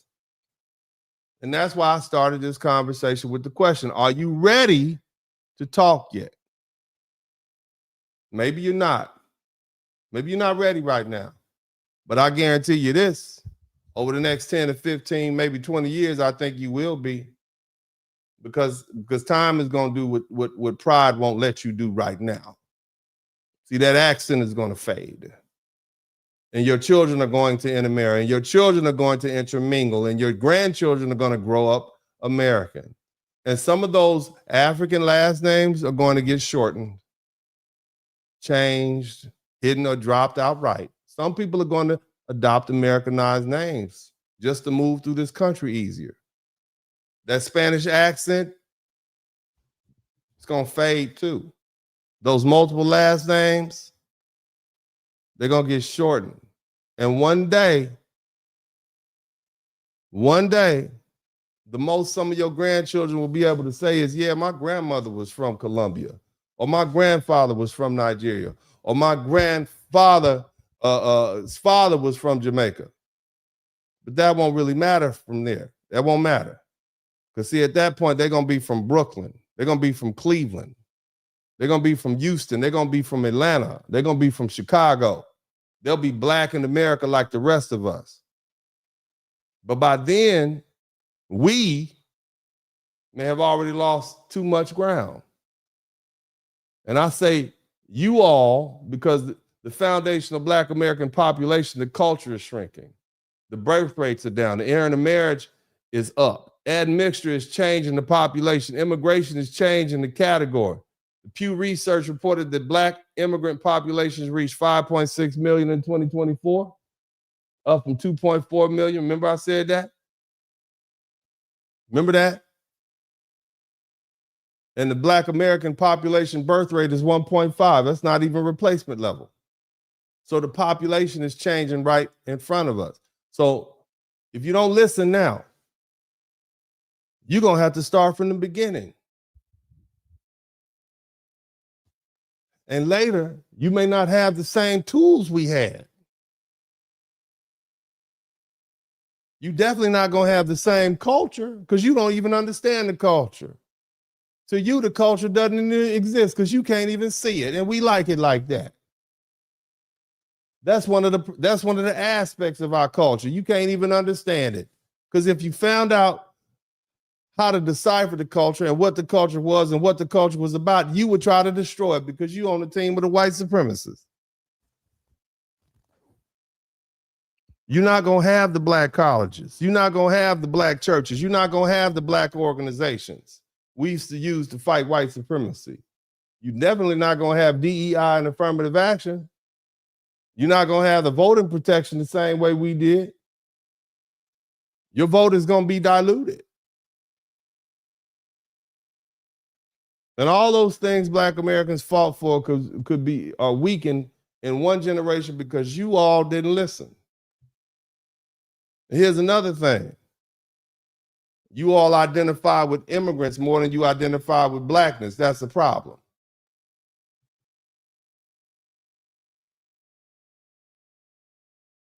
The U.S. Bureau of Census has projected that the non-Hispanic white Americans will no longer make up the majority of the country beginning in 2045. They say by that time, non-Hispanic whites will be 49.7% of the population. And that type of demographic change is already creating a backlash. You think these white folk are going to take it lying down? You think they're not going to lash out?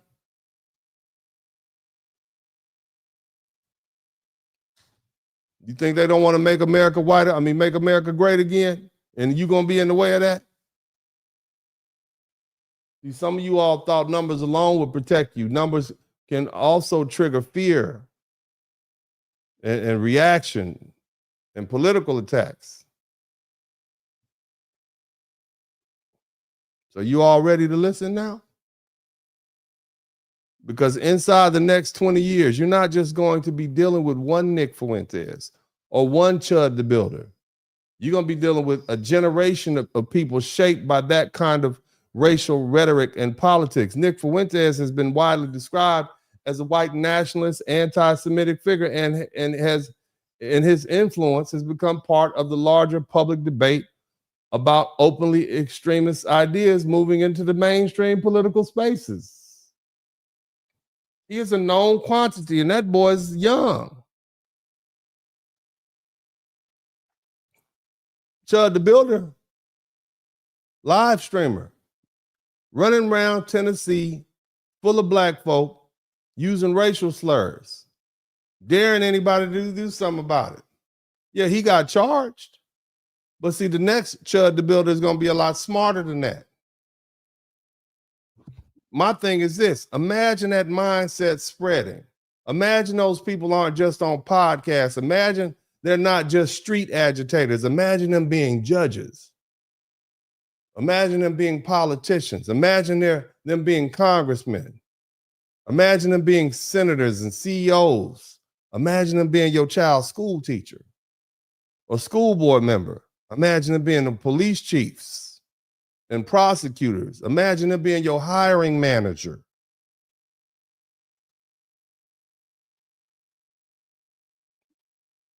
Imagine that these are the people who are going to decide whether your child gets into school, whether you keep a job, or whether your business gets a contract, and whether your neighborhood gets protected, or whether your vote counts. And that's what Black Americans have been trying to warn you people about. White supremacy doesn't need to wear a hood anymore. It can wear a suit. It can sit in a board. It can write policy. It can run a company. It can sit on a bench. Hell, it controls the algorithm.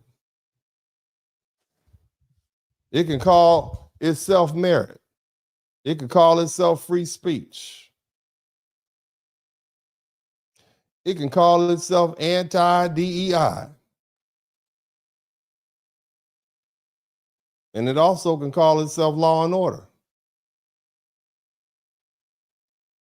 And if you don't understand that, you're not ready for America. So I'm going to ask again. To all you Africans and Caribbeans, all you Black immigrants, are you ready to listen yet? Because Black Americans have been trying to tell you the truth. You didn't believe us. But time is going to prove it. This is Uncle D. I love you all. I appreciate you all. And as I always say at this time, I'm out.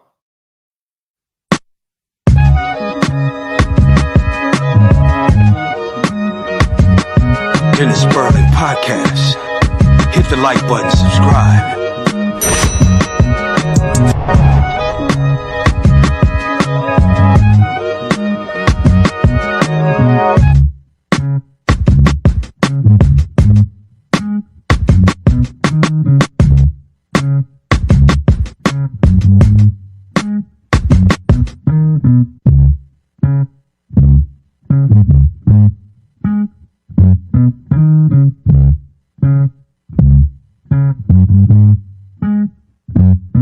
Mm-hmm.